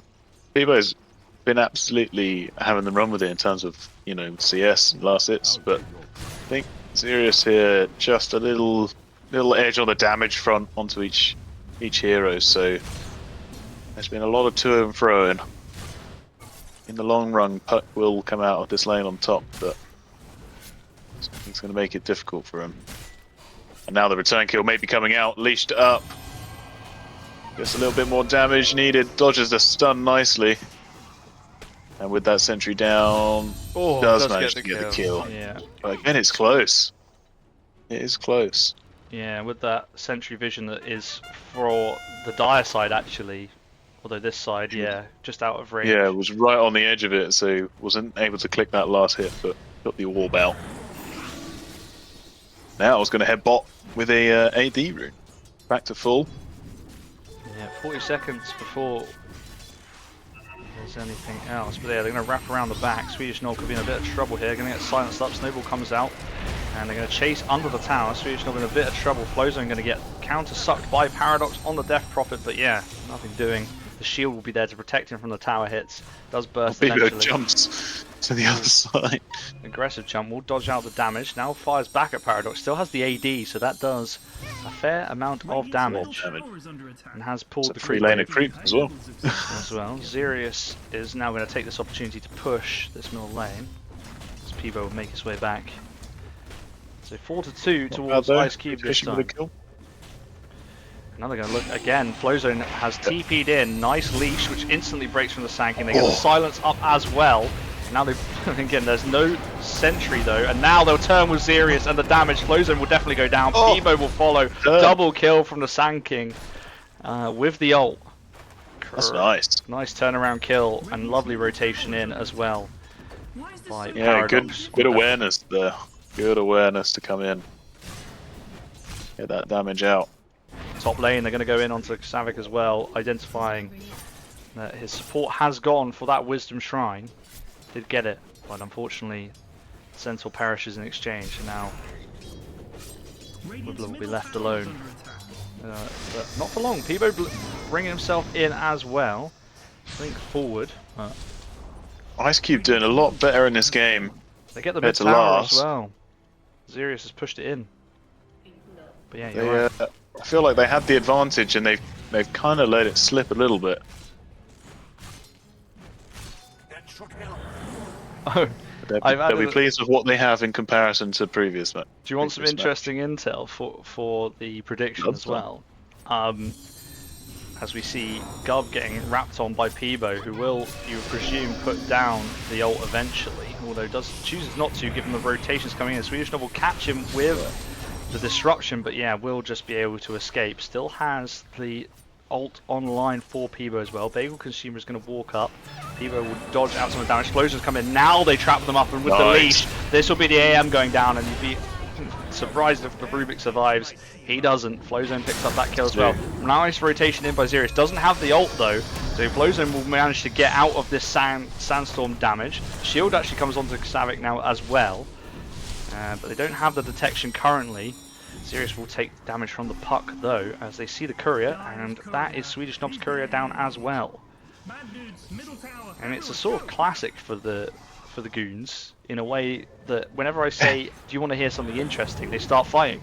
And here we are once again. Zeerious is now under the cover of Sandstorm. Flowzone will pick up that Lotus, which he desperately needs. wibleh in a bit of trouble, and will get got by Bagel Consumer's zap in the end. They now go with the stun onto Zeerious, who doesn't have the Sandstorm for 8 more seconds, has the stun dodge away in a second. The urn comes out as well. They're going to reposition, but now Peebo's back in. Zeerious went back in with the stun rather than getting out of there. So that would be your Sanking dead at the moment with a lich. Press yeah. the button.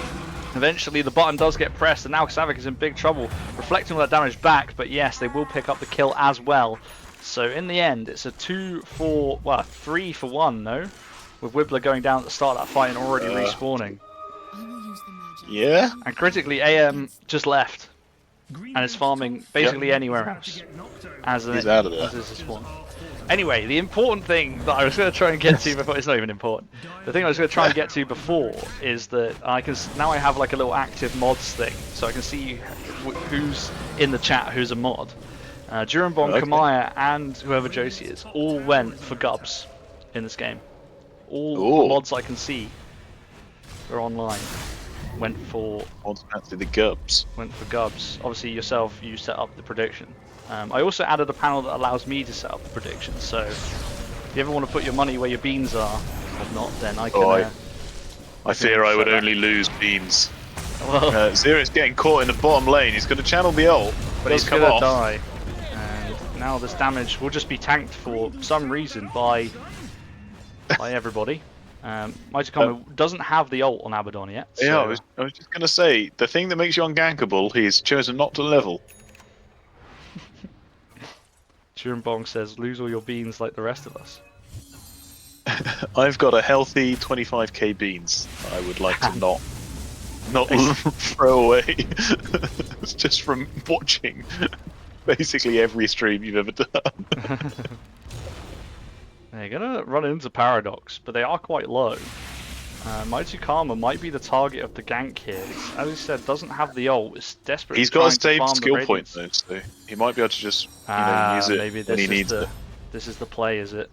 God, I wish I were that good to save skill points. I just click them straight away, man. Well, we'll see if it's good or not, if it happens. And sometimes I even just accidentally fucking click like the wrong talent and shit when I'm like trying to navigate stuff in the game. I've hit the wrong talent trying to high five people many times. Many times. They're going to dust and find the Sanking, but they're actually going to snowball onto the Rubik. They want to target him instead. It's a nice silence from the Death Prophet, but I don't think it's going to save the Rubik's life. There's that save point, and Mighty Karma will level it just in time. Doesn't actually take as much damage as you're probably expecting, but there is 2 kills already onto the GUBS side. Paradox now being chased down, and that will be 3. Yeah, now the damage is coming out from the Shadow Demon, but it won't be enough. It will in the end with the pop. Oh, I lied. I was going to say, without the shield, he might die, but even with the shield, he died. He did manage to get it off. Ice Cube fighting really well. That was, what, 4 kills? Yeah, they're going to rotate the Rubik. Oh, nice disruption save to stop the snowball stun from coming out, but it will be caught in the middle and in big trouble. Peebo getting low, but it won't matter. They're going to rotate Sanking in. Sanking still has his ult. They killed him before it last time. And now we will blink in aggressively. Peebo will go down. They're going to desperately TP away, and it might be wibleh once again, as in the previous game. It's the sacrificial lamb. We'll try to TP out. You got a stun? He doesn't. No. He gets out. No sacrificial lambs here. They're all out of there. That's a nice TP. Peebo, That's the a one really casualty. nice TP. That is a lovely TP. Yeah, Ice Cube, man, they're doing it. They Flowzone, I think, this is a much better hero for them. Making moves, getting things done, doing the damage. Yeah, it's been great. I mean, it's only 12 kills to 10, and there's really not much in it in terms of net worth advantage. AM managing to farm up pretty well still. But yeah, game on. Yeah. Game so on. talking of Flowzone's Tusk, actually, I've watched back a cast we did of OGs versus back in the OGs days for Flowzone. OGs versus Sit Out, and it's a clip that actually I think Seething must have clipped up of our stream after after obviously they played. But Flowzone saved someone from a necro ult with Tusk, with a Tusk snowball, and it's a pretty remarkable play, to be fair. Watching it back, I was like, damn, I'm glad somebody clipped this, because I forgot this happened. But that's the kind of thing you can see from Flowzone on this hero. It's definitely one of their best, as you said. And like you say, fits what they want to do a bit more than the Shaker. Which again, could be a part of the draft, right? We're not sure. Maybe after the game we can ask whether the Shaker was always intended to be this POS 4. Or whether they, first picked it ideally for Peebo, and then they had to pivot based off of the heroes picked. We'll have to find out after, but certainly. Yeah, we're going to smoke up now, and they're going to find Peebo, who gets silenced up, stunned up, and he's taking a lot of damage, and he goes down basically instantly. Yeah, and they Good pick off instantly draws a circle on the map to say they came from here, and we need to go this way. Here are your instructions for the next 5 minutes. This is an interesting ward in the secret shop here for GUBS actually.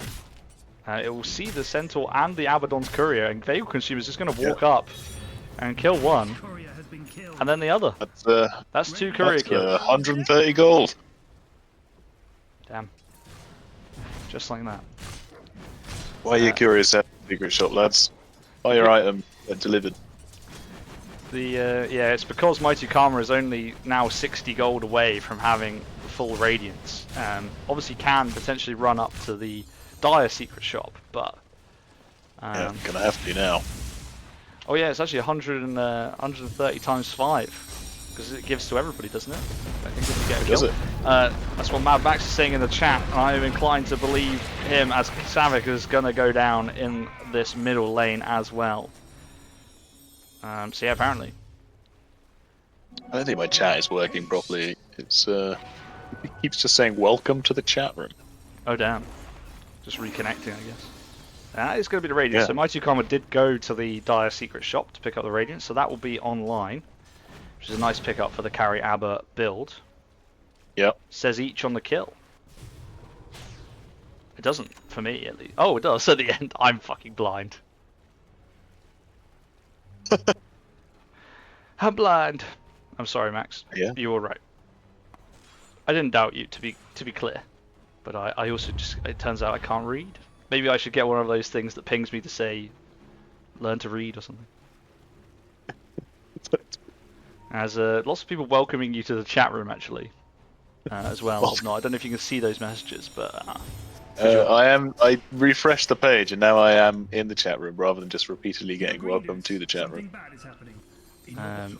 Yeah, but you are being welcomed by Mori and Chamapple as well, as they're going to go in because they find them farming these Ancients. Flowzone will get the stun onto Beilkashim, and they might look to turn this around. Nice Lich Ult is in again, but it's not going to stop the Tusk from going down, but his job is kind of done. Kxavic is on the other side, stunning up the backlines, Paradox, and eventually the Sand King that also goes down. They're going to buy back on the Tusk, an early buyback, but Paradox is going to try and run him down. Mighty Karma has gone down on the other side, but can they find anything else? Flowzone would desperately like to make the buyback worthwhile. But will he have enough vision and range on the shards? If he knew where he was, he would be able to. Peebo could have jumped to the orb there and maybe got a bit closer, but didn't. Yeah, they're not going to find him. Oh, they're going to see him farm mid lane. It's a bold place for Mr. Ishnob here. They're just going to pull him in. Goes in a little early, probably, but the stun will come out. Sand King is back, but now they're in with the leash behind. It doesn't actually catch CertifiedKnob, but it will catch an even bigger kill.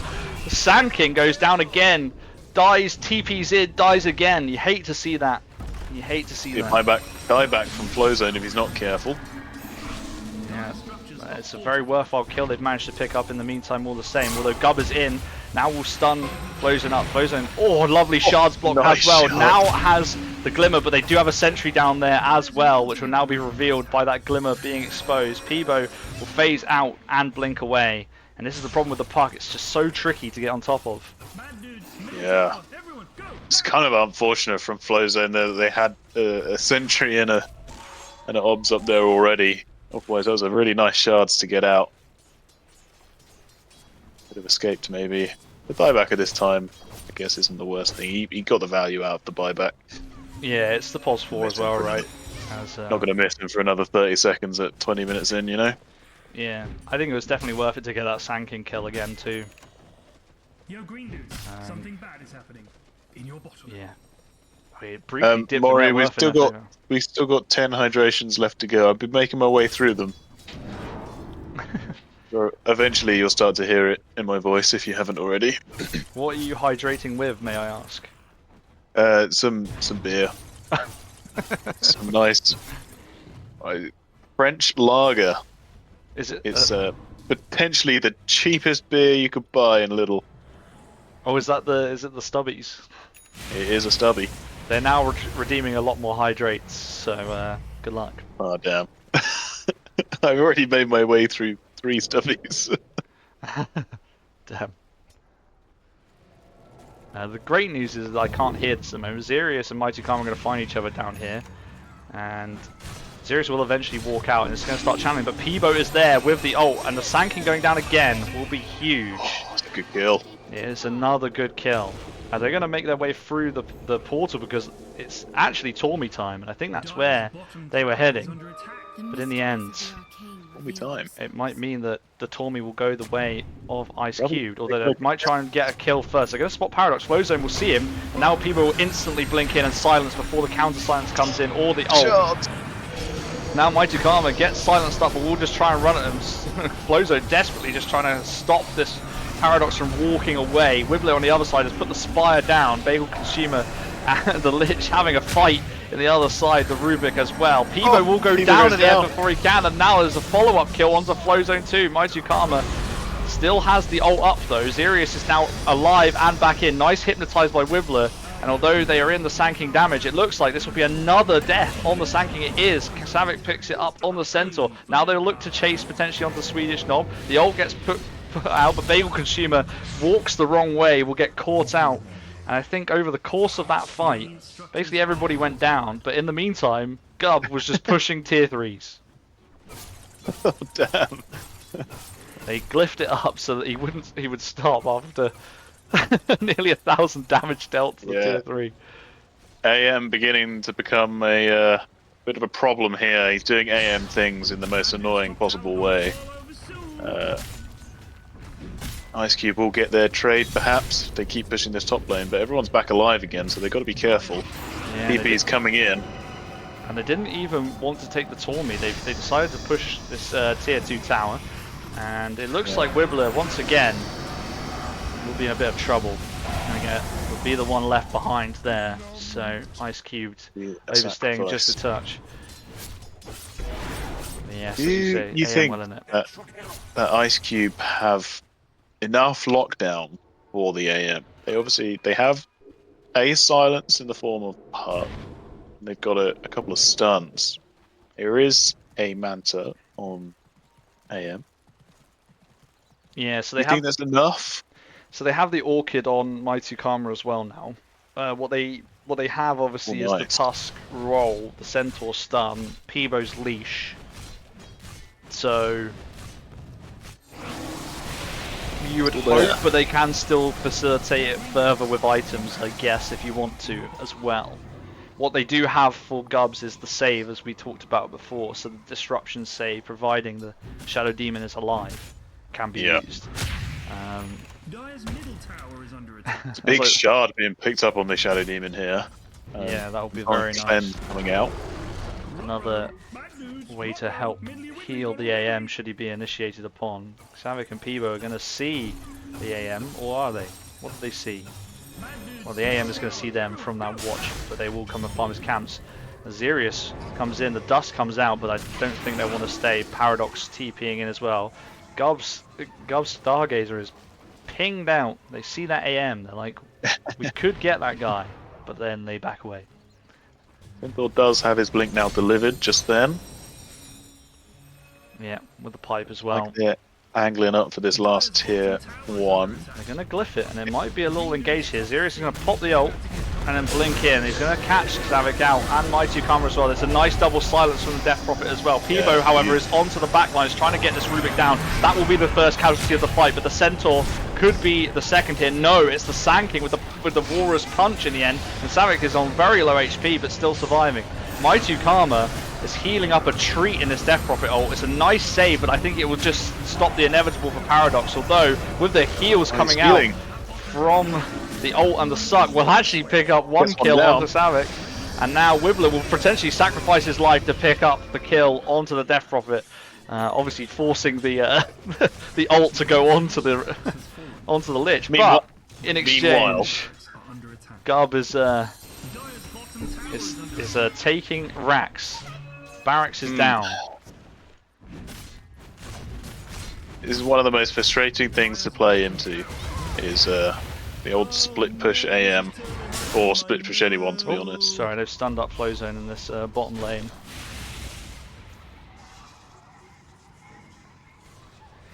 Is it sort of poor bid or poor build? I can't remember, Maury.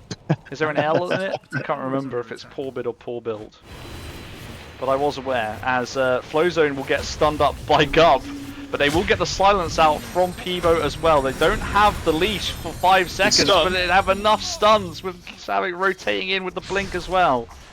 So the snowball was reflected, which meant the AM actually snowballed onto Flowzone. And so I think that is a really nice kill, and it stops this annoying, this buzzing mosquito you have if you're ice cubed, right? That is buzzing around your barracks every time you try and fight. The thing is, because AM has not been involved in many of these fights, he's top of the net worth, but I don't know how much did they get for that kill. It didn't seem like it was 500 gold. It was quite a bit. Yeah, 1,000 gold exchanged. Well, 1,300 swing. The losses for. It's only gonna be 20 more seconds now, and he'll be back up, and he'll be right back at it. Out again, they get the silence up onto the Death Prophet, and Mighty Karma will just farm the way. But now Peebo will follow up with a secondary silence. Now Mighty Karma gets aggressive, has the blink as well on the Abaddon. Will go forward. They'll counter initiate from Zeerious on the Sand King, but he will just get stunned up and absolutely shredded. That damage is coming from all sources. He's in the middle of all 5. The disruption will come out just a touch too late, but it will create illusions of the Abaddon. Annoying to kill, but they will go down. Now it's CertifiedKnob is in big trouble, and they're going to keep this snowball rolling. Now it is, a pun intended, they have the Tusk, and they're going after them. And AM, because he was dead before that fight, is now struggling to push out this bottom wave. Yeah, they need to now start getting some objectives of their own. This could be at least some damage on the tier 3 here. Need to start getting, the trades back. You've got this tier 2 in the bot lane that AM will probably get, but I think it's fine if you trade that for a tier 3. They're going to back off and maybe try and TP and yeah, I think challenge this AM. That's the glyph as well. Oh, the stun is onto the illusion, so it doesn't catch the right one. That is unfortunate. The ice shards will not land either. But a good effort from Flowzone with the illusions there as well to try and pick out the right one, just not the right one on this occasion. Obviously the glyph... They did stop the tower going down, so... Yeah. And they force out the glyph, so it's not the worst thing in the world. Generally, the fight up top was great. If they, a 5-on-5, I think they still, win. Picking off the Death Prophet first was huge. Peebo's gone down. Sorry, I missed that kill. GUB has gone in and absolutely blown up with the Mana Void Peebo. Which is the risk of the puck into the name. Yeah. That'll happen. But slight advantage now for Ice Cubed. Did he just not have mana and just popped him, or? Guess he must have been low, yeah. I mean, he had a invis rune, so yeah. Well, I think he just picked it up. He just picked it up. I think okay. It was a contest for that rune by the looks in the bottom lane, because where he died was here. So it looks like he went for it, and then GUBS spotted it out. Karma is alone up here, needs to be careful. 4 members of GUBS Among Us are there. The AM will not be afraid to go in. Might start fighting with the team now. Yeah. His hero's doing his hero's thing. He's sitting at the top of the net worth. He's farming up well.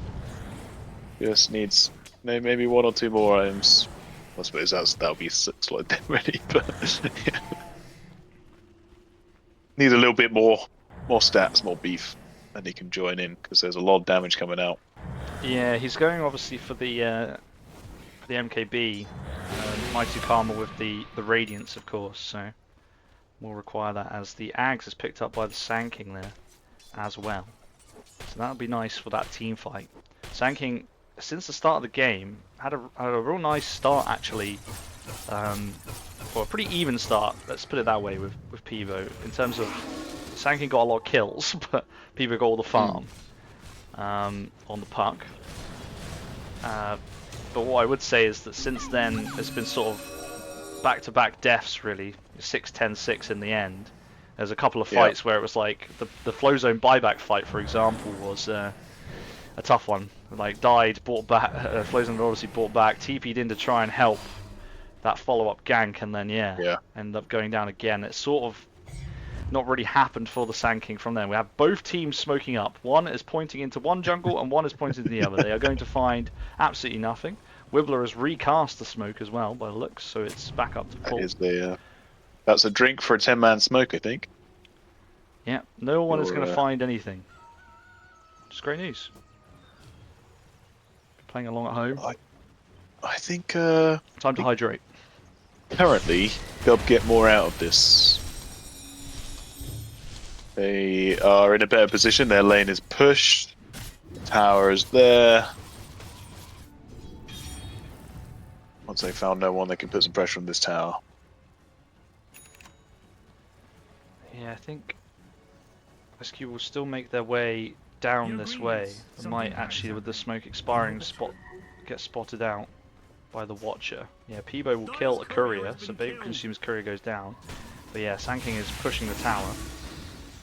And they're going to spot out Big Consumer, and that might be a good initiation target. Blink in from Mighty Karma is going to start. He's caught the Aeon Disc to reflect, but that is down. Paradox will pick up the tower kill. On the other side, they are going to kill the AM with the snowball stun, and I think there was a disruption onto the Tusk, but it didn't save him, and now they're going to follow up as well, and it's really, they're the wrong side.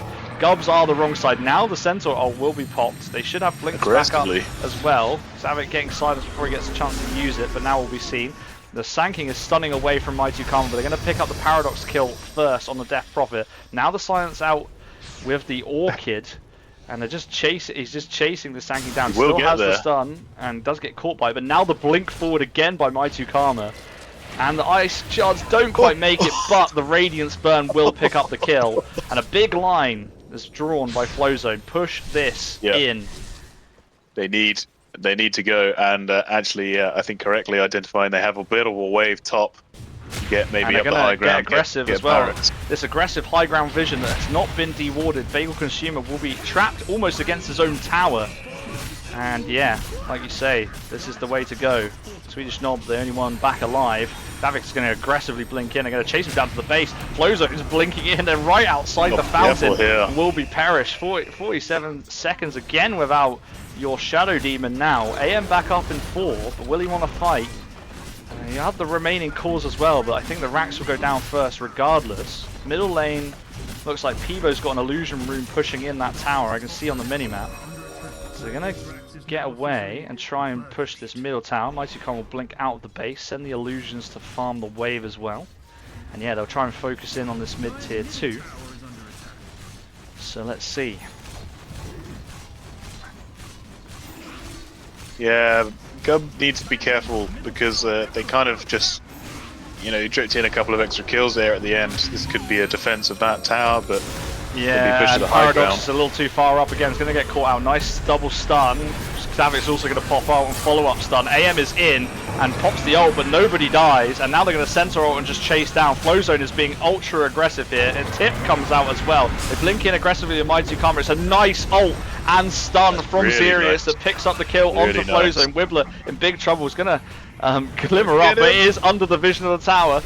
It will stop him from taking damage from the sandstorm for the time being, but then the stun comes out, but they get the sanking in exchange as well.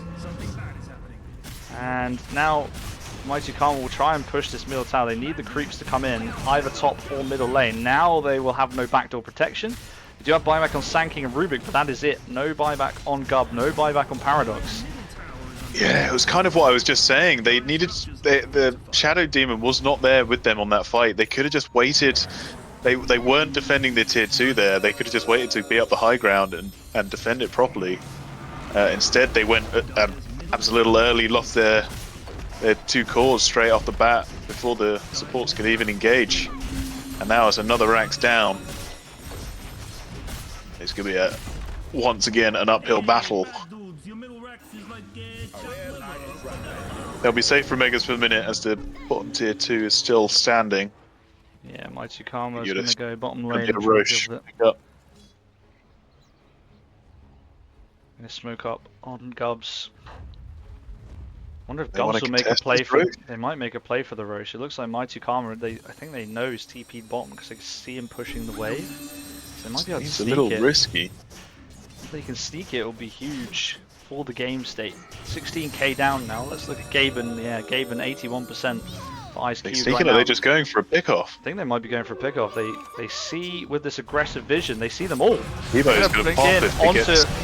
Yeah, but the leash is there onto the AM immediately, and he's having a really rough time. 80 seconds, no buyback on GUB, and that will be a follow-up kill onto the Sanking, who's just not been able to be that effective after the start of this game. They're now chasing down. They got the Abaddon very low, but the ult was there, and they run down. Bagel Consumer, Paradox will follow as well. Nice TP, but eventually the Hex is out. I think they might call it there. Gonna assume that was Peebo. No, who has the Hex? Who hexed him there? Ah, Centaur, of course. Centaur with the Hex. Yeah, that just felt like quite a bit aggressive of a play once you've just lost a massive team fight on your high ground to go out looking for more kills on the enemy side of the map. Yeah, I thought they were going to try and sneak a Roche because they could see him with the ward, that they were there. But maybe try and sneak it while Bob Doubter from Mighty Karma. Bob Ware from Peebo. I know you're watching. Yes, says Bob. Real quiet. I doubt still. Bob was having a heart attack before. He might be settled now. We'll at least give them a chance in game 3. They're still alive in the upper bracket for now, although the game is not over yet. They have got mega creeps. What does Gaben think? 93%. So let's see.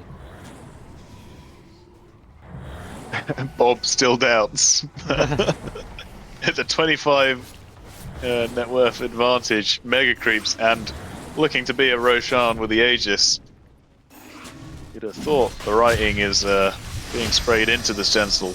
Yeah, what I feel about this game is the Sanking just did not have the impact in the end that Peebo was able to have on the puck, and I think that it's not the fault of the attempted plays actually from the Sanking at all, because it's got some absolutely mega multi-man stuns in this game. Yeah, multi-man stuns and big epicenters too. Yeah, but it does not translate into the damage when the Abaddon just stands in it and heals up to full HP, or you have Snowball save for like half the team, and then you got Glimmer Cape the Abaddon was not ganked. Yeah, you got Glimmer Cape and Yules as well for Lich, so he can save one, save himself of the other, and the Centaur doesn't really care regardless, does he? To be fair, past a certain point. No. And I think that's where the Sanking, it's unfortunate, it's just not got the same amount of steam, and now in the net worth you're seeing that as well. The Yules was a really nice pickup. It's great into the epicenter. You just Yules up and you take basically no damage from it. Well, you take still quite a bit, but you can avoid a lot of the damage that comes out from an epi. Just with a simple Yules. Also really nice with the silences as well. He heals up to get rid of the silence from the Death Prophet too. So yeah, and the AM just had a rough game in terms of actually trying to kill heroes. I think maybe identified even earlier than we were identifying that potentially fighting them head on would not be the strategy of this game. Taking that Rax earlier, I felt it was perhaps not the play at the time, but maybe it's looking like this game is over, but there's some hesitancy here as they go up high ground smoked. Yeah, we're gonna know zeerious is gonna pop the ult and blink in onto Flowzone, who will be stunned up, but now gets the snowball save off. They're gonna hex him up and yules him up, which means the stun will just about land. It was perfectly timed in the end. wibleh is up at the front. Peebo with the Aegis, so not actually. wibleh is manning up against GUBS Stargazer at the back. And they do get the Sand King on the other side. So he nearly killed him with the Spire and the bouncers, but they do survive. They're going to back away. Flowzone sees Paradox, blinks away instantly. GUBS getting confident again with the buyback on the Sand King. They're interested in fighting again. No epicenter remember. Now Kxavic would bait them under the vision. Now going again. Sand King is going to die back here. 90 seconds. The Sand King is just not having the impact in this game anymore. Paradox now gets a nice silence off, but Mighty Karma was actually disrupted for that duration, and the Centaur will be popped as well. The heal up from the Death Prophet ult will save Paradox's life for a moment, but Peebo is absolutely on one here. Ultra kill, and might have the opportunity to go. Up all the cores on the back line. It doesn't matter what either of these cores can do because he's got no support coming out. Peebo's will kill them all. And it might be a chance for a rampage. He blinks forward aggressively. He's going to onto the Death Prophet. Follow it up as well. They're going to bring back Bagel Consumer and try and get it, you would think. But it's going to be difficult. They're back into the base. By now. Yeah. So they will just finish off these tier 4s. The buybacks are already on GUBS, but it's not looking good. Flowzone actually punches Bagel back into the base, I think, there as well. As Death Prophet finds himself out of the base, in amongst 3. Has got all of his spells off, but isn't going to save him. And GUBS is in on the back lines, trying to clean up Peebo with the BKB, and will pop Peebo and 2 with the ult. It's quite a huge ult. Peebo will be back alive from the Aegis and will try and finish off CertifiedKnob as well. As the creeps are hitting the base, they're going to silence up, but Peebo's aggressively blinked forward again, picks up the kill. That was a huge mana void, by the way. That was crazy. Yeah, it was onto a puck with basically no mana left. So it popped, was it a Centaur it popped as well? Yeah, I think it was Centaur and Tusk, was it? Or was it Mighty Karma? I don't know how low Centaur was. Mighty Karma and Centaur, so that's a 10 kill streak onto the AM and a 3 kill streak onto the AM. Yeah. What's the gold gain there? 5k! the AM got 2.5k. That's crazy. That's crazy. First game draft was a flow disaster, says Bob. He was too excited. Okay. I'll be interested to find out more about that after the series. Well, game 2 is not over yet. They have managed to hold with a magnificent mana void. It's still looking rough. MKB, they've got a lot of work to do, but MKB is they on just the way. do that every time. MKB. Puck has now got an MKB as well. So Puck has an MKB. MKB is completed or will be completed for the AM if you can get to the secret shop to get it. Yes, the AM does have a buff flow, which is making that a bit tricky. His courier is on the way back with the Demon Edge, so that will help into Mighty Karma's Radiance as well. Which is why he's had to scramble for that yes. I was thinking, where's the mist coming from the other side? It's the Radiance. Yeah. It's pretty nasty. Ready to fight. Does Sand King still have the mist chance thing on his Sandstorm? Yes. Yeah, blind, 50%. Fine. Oh, jeez. That's nasty. It's pretty nasty. Right, so now they've got to do the same thing again, but without any buybacks to go up against, but also without Aegis, for however long this clock says. It looks like that means a long one. Okay, if you say so. I don't know though. Actually, no. Is that when he may respawn? And that I don't fucking know. Who knows how to translate? He may that? respawn in 2 minutes. Yeah, as they're gonna find Sand King again. 70 seconds, no Sand King. That will be a nice pick off. That might mean they don't need to wait that time. So the waves are just all pushing in as well. They're really struggling to deal with these. The sanking actually one of the better ways to do it too. Yeah. With the sandstorm. So, let's see. Mighty Karma's going to aggressively Consumers blink down, in, this is silences up the Shadow Demon, and is just going to pop. Mighty Karma will get the kill. Flowzone has ended up kicking himself into the base, and now kicks somebody else out. Will go down, but yeah, on the other side they are hitting the base. wibleh and the rest are hitting the base. Flowzone does go down, flies back, but Ice Cube will take us to a game 3, and that was a much better draft, I feel, and team overall, you would say, for the side of Ice Cubed. Yeah, they came back swinging. They showed us what they gave us glimpses of in games 1. Game 1. They did it straight from the start of the game. They had a much better start, a lot more confidence going into the laning phase, and through the mid game. It was fairly even, but it's a few little things from GUBS. Just I think maybe misplays. I'm not sure, but yeah, overextending sometimes, and Ice Cube taking the advantage of that, clearing out the heroes, getting the kills, and eventually getting the objectives too. Despite AM's best go at it. I will say that is the Beans economy in shambles. Yeah. Especially for our mob team here. This is why I didn't want to bet my beans. Yeah. As Ice Cube take the victory. If you think it was bad that I had to wake Josie up to tell her to bet her beans, wait until I tell her she's lost all her beans again and have to wake her up with that instead. So, what can you do? So I just claim my guild tokens there because that was annoying me. So yeah. 10.8k beans go to Hibinary and Jido, so well done those. Yeah. Hibinary says, tell her I stole her beans. I will, don't worry. I'm sure that will really help. MVP shouts then for this one. I mean, it's hard to look past, but if you let this man have this hero, honestly. You cannot allow that to happen again. He is nasty with it. It's why I was so surprised they banned it in the first game. I don't know if obviously, there's a potentially GUBS Among Us would be inclined to pick it too, but letting it through feels insane. I've done it once and it was horrible. Absolutely horrible. Yeah, maybe as you say, they had that plan for the Earthshaker and it just got interrupted by other things. So maybe that was their plan. Wasn't quite what they wanted. But yeah, if it's there, you've got to pick it, man. Look at this guy. He's doing so well. We'll also shout out to Mighty Karma as well on that AA, picking up the Radiance, doing the business too. Managed to farm well. And Flowzone also. Yeah. Facilitated their their beginning, if that makes sense. Their turnaround of the created fights. the space. Yeah. Made the moves and did all the right things that you want from your P4. Fantastic. Yeah. And wibleh also. I mean, listen, everyone in that game played well. Really good. Even GUBS. Yeah.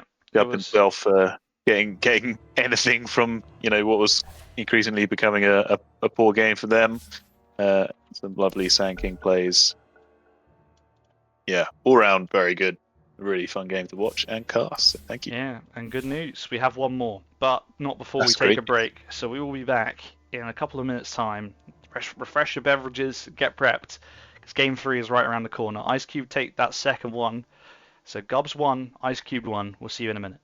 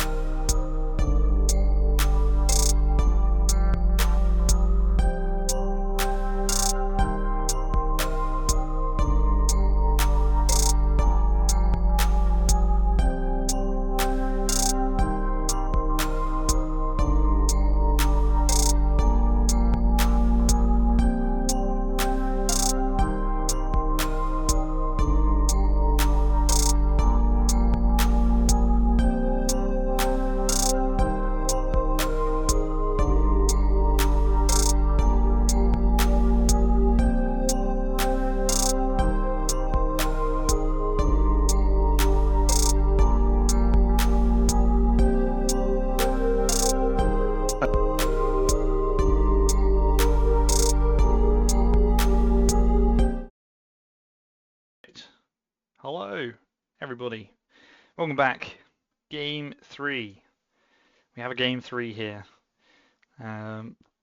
Between GUBS, Among Us, and Ice Cubed.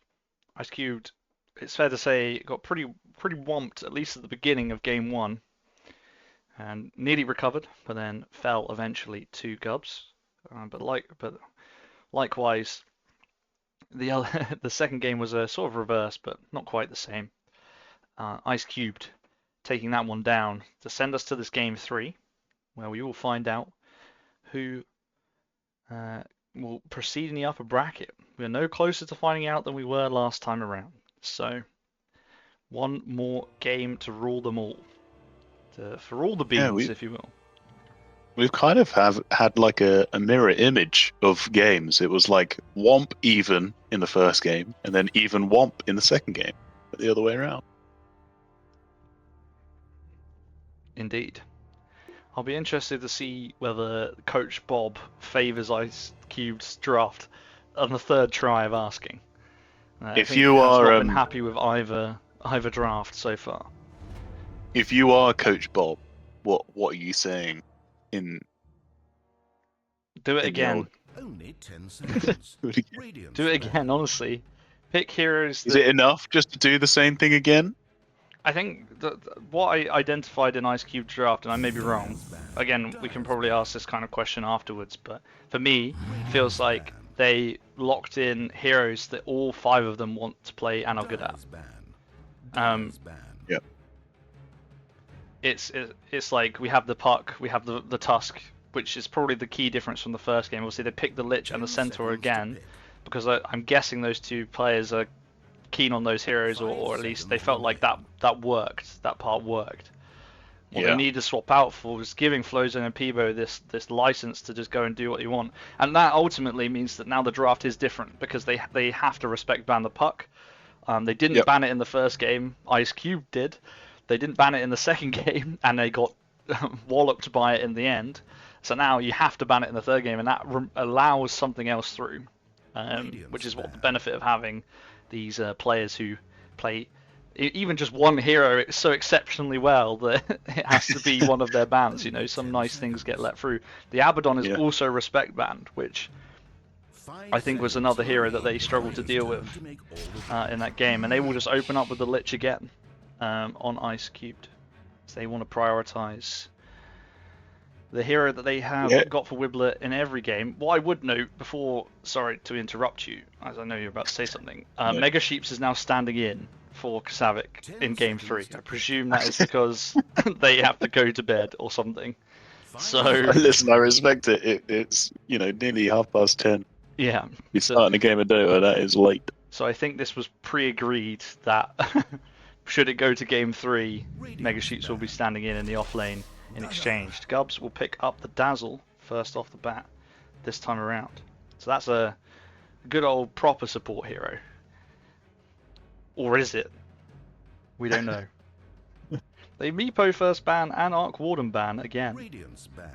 Well, Axe is still in the pool. Yeah, so this is the 2 heroes that have been let through from GUBS having to ban out 2 other heroes is Axe and Silencer, or the Medusa, which was banned in the first game but not in the second. Yeah. They also banned MK in the first game, obviously feeling like that was worthwhile. Mars has been banned all 3 times by Ice Cubed. Clockwork was banned after the first game. Earthshaker they banned in the second one as well. So these first 3 are the same. And the Primal as well. So they are basically following the same script. And I think that's another part to what I was saying afterwards, is do the same thing again. It's not.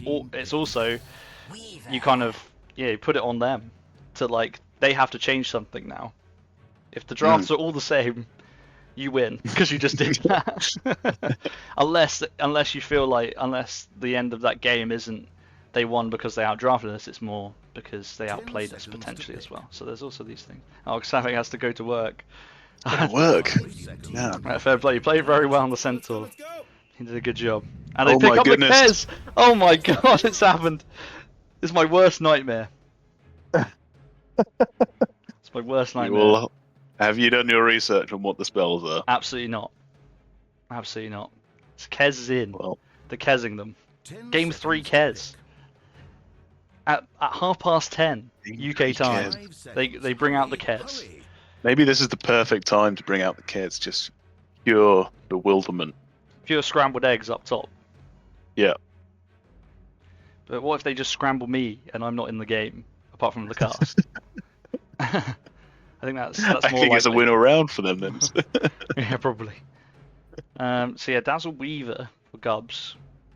That is minus armor. Lots of. Lots and lots of. Very Dive nice. pick. Dawnbreaker for presumably in the 3 roll for Mega Sheeps as well. Lycan will This be is picked up. this is a draft. This is a draft. This is a planned draft here. This Yeah. is. I say that maybe it's not, you know, but the minus armor with a Lycan, Only 10 seconds. massive.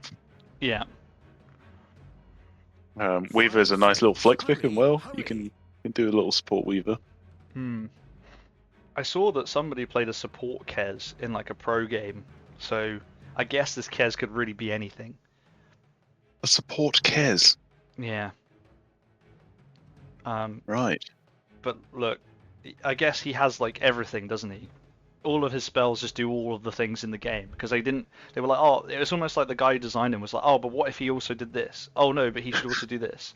And they were like, oh, but you've got 8 spells there. And he's like, oh yeah, but one of them allows him to switch from one set of spells to the other. I was like, okay, cool. So he's just got everything. Nice. Cool. So I wish I was able to agree or disagree with you, but I actually don't know what any of his spells do. So Yeah. Kez I got have no nerfed idea. hard, Team says Mad Max. Can't even get positive win rate on Dota 2 Pro Tracker. Magnus pickup. Magnus is nice. Magnus has been doing very well recently. Indeed. Luckily, Mad Max, 10 or seconds unluckily, to pick. we're not Dota 2 pros 5 in this seconds remain. game. Indeed. This is the Goon International, and in the Goon International, anything goes.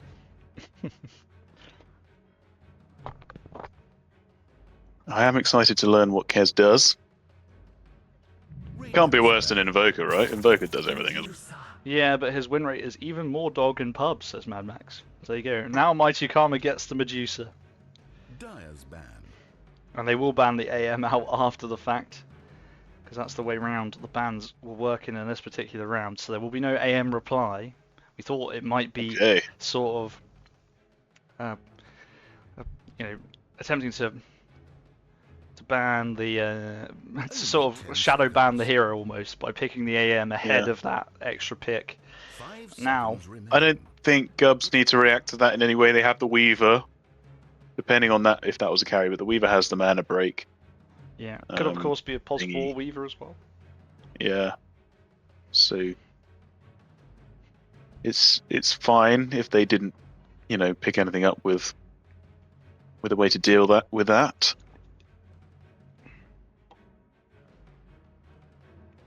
So, what I would say is, obviously Mega Sheep's potential would most likely be on the Dawnbreaker, you would imagine.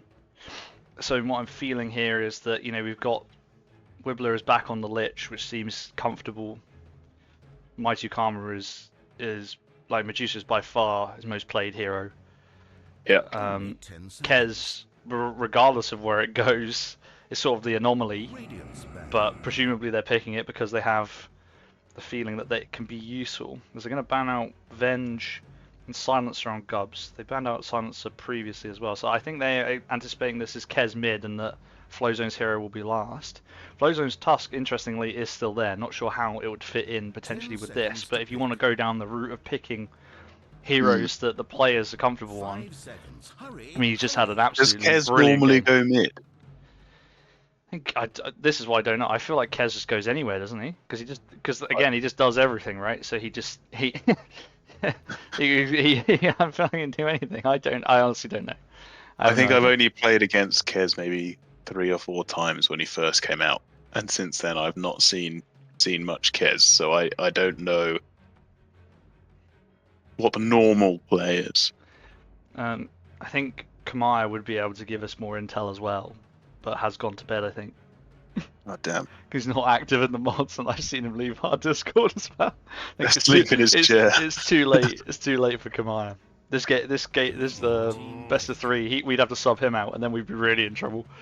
That is implying that we make it to a 3rd game, which bold of me to assume that in any way, shape, or form. Actually, to be honest. So we're looking for the final 2 picks. So Kez, I think what we have is the 5, the 3, and the 1, right? What we don't know is Kez mid or Hoz 4, and that will depend on what Ice Cube decide to take here. They have a lot of time to think about it. Looking at GUBS Among Us, obviously they can put the Weaver in 1, but they can also put it Hoz 4. So it could go Dazzle Weaver support duo, but then you do have a lack of stuns on your supports, but then you have Magnus. Magnus could be mid, Lycan tends to be off lane, but can also be, I think, rotated into different roles as well. So you can also do a P4 mag. Yes, that is true as well. So my thought for GUBS is that you probably need more stun right now. You need more stun. It would be nice. Yeah, you're kind of relying on RP skewer currently, which is good. You have some slow. They take Tusk. Yeah, so this is what I was thinking, and I think this is what has worked so well for Ice Cubed in the previous game, right? Is putting the players on heroes that they are good at, and they will answer with Phantom Lancer. So it will be support Weaver for Swedish Knob. Oh. Off lane Lycan, unless they swap the lanes again. You wish you had the Earthshaker now. Indeed. Into that lineup. Medusa versus PL. What a game we're in for. Fucking hell. This could be, we could be here for a while. Particularly large one for a game 3 as well. As I open up the beans. Let me go and tell see the viewer numbers are coming up, and I imagine that's because the other games are finishing. And this game is only just beginning, it would appear. Have you got a team you're favouring here? Do you fancy the Phantom Lancer or the Medusa? I don't know. I feel like I also always curse the team I go for, and I'm kind of afraid in a game 3 to be the reason why they lose. I do like both lineups. I do think that it depends how well they can deal with the PL, obviously, but likewise the Medusa too. I do like the support duo. I just think there's a lack of stun on the supports, which might cause an issue. I think sometimes at this level that's what you need. And Flowzone having the game he did on Tusk makes me think maybe I favour Ice Cubed, but to be honest, I don't know. It could go either way. I think my largest points are you're correctly identifying the lack of stun on GUBS, but also if it goes late, which I think is what both teams want to happen, I don't know how a Medusa beats a PL with a Diffusal Blade. Are you okay? Because your mana just gets rinsed. Like that's PL's whole thing. If you're up against that, I feel like it's bad. But I've never seen it, so No. Could be different. I'm not quite sure how that plays out. But either way, we're about to find out, as we're a minute away from the start of the 3rd game in the series of the first round of the upper bracket main stage. We've got GovCord versus Ice Cubed. Game 3. Whoever goes through gets to continue to the quarterfinals against Chocoholics, and whoever loses will be into the lower bracket. Why don't you run us through who's on who? Bit of all chatting has been going on in the meantime about potentially one of the bans. But anyway, let's focus on the teams. As you say, Ice Cubed once again on the Radiant side. They will be led in with this Kez on Peebo in the middle lane. Mighty Carmen will reprise his role as Medusa once again. Flowzone on the Tusk also. Mega Sheep's now standing in for Kxavic, who unfortunately has had to go to bed due to work commitments, is now on the Dawnbreaker. And finally wibleh once again on the Lich Run it back for that lad all 3 games on the same hero. And for GUBS Among Us, we have Paradox this time make his way to the off lane on the Magnus. We have CertifiedKnob on the Weaver support.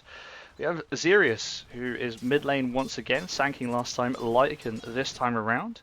Top lane, Bagel Consumer is on the Dazzle, and then Gub, Stargazer, playing carry once again, PL this time. So let's see how it goes. Bob says things are back on plan. So, hey. Coach is finally happy. It's only taken the 3rd game of Game 3. So let's see.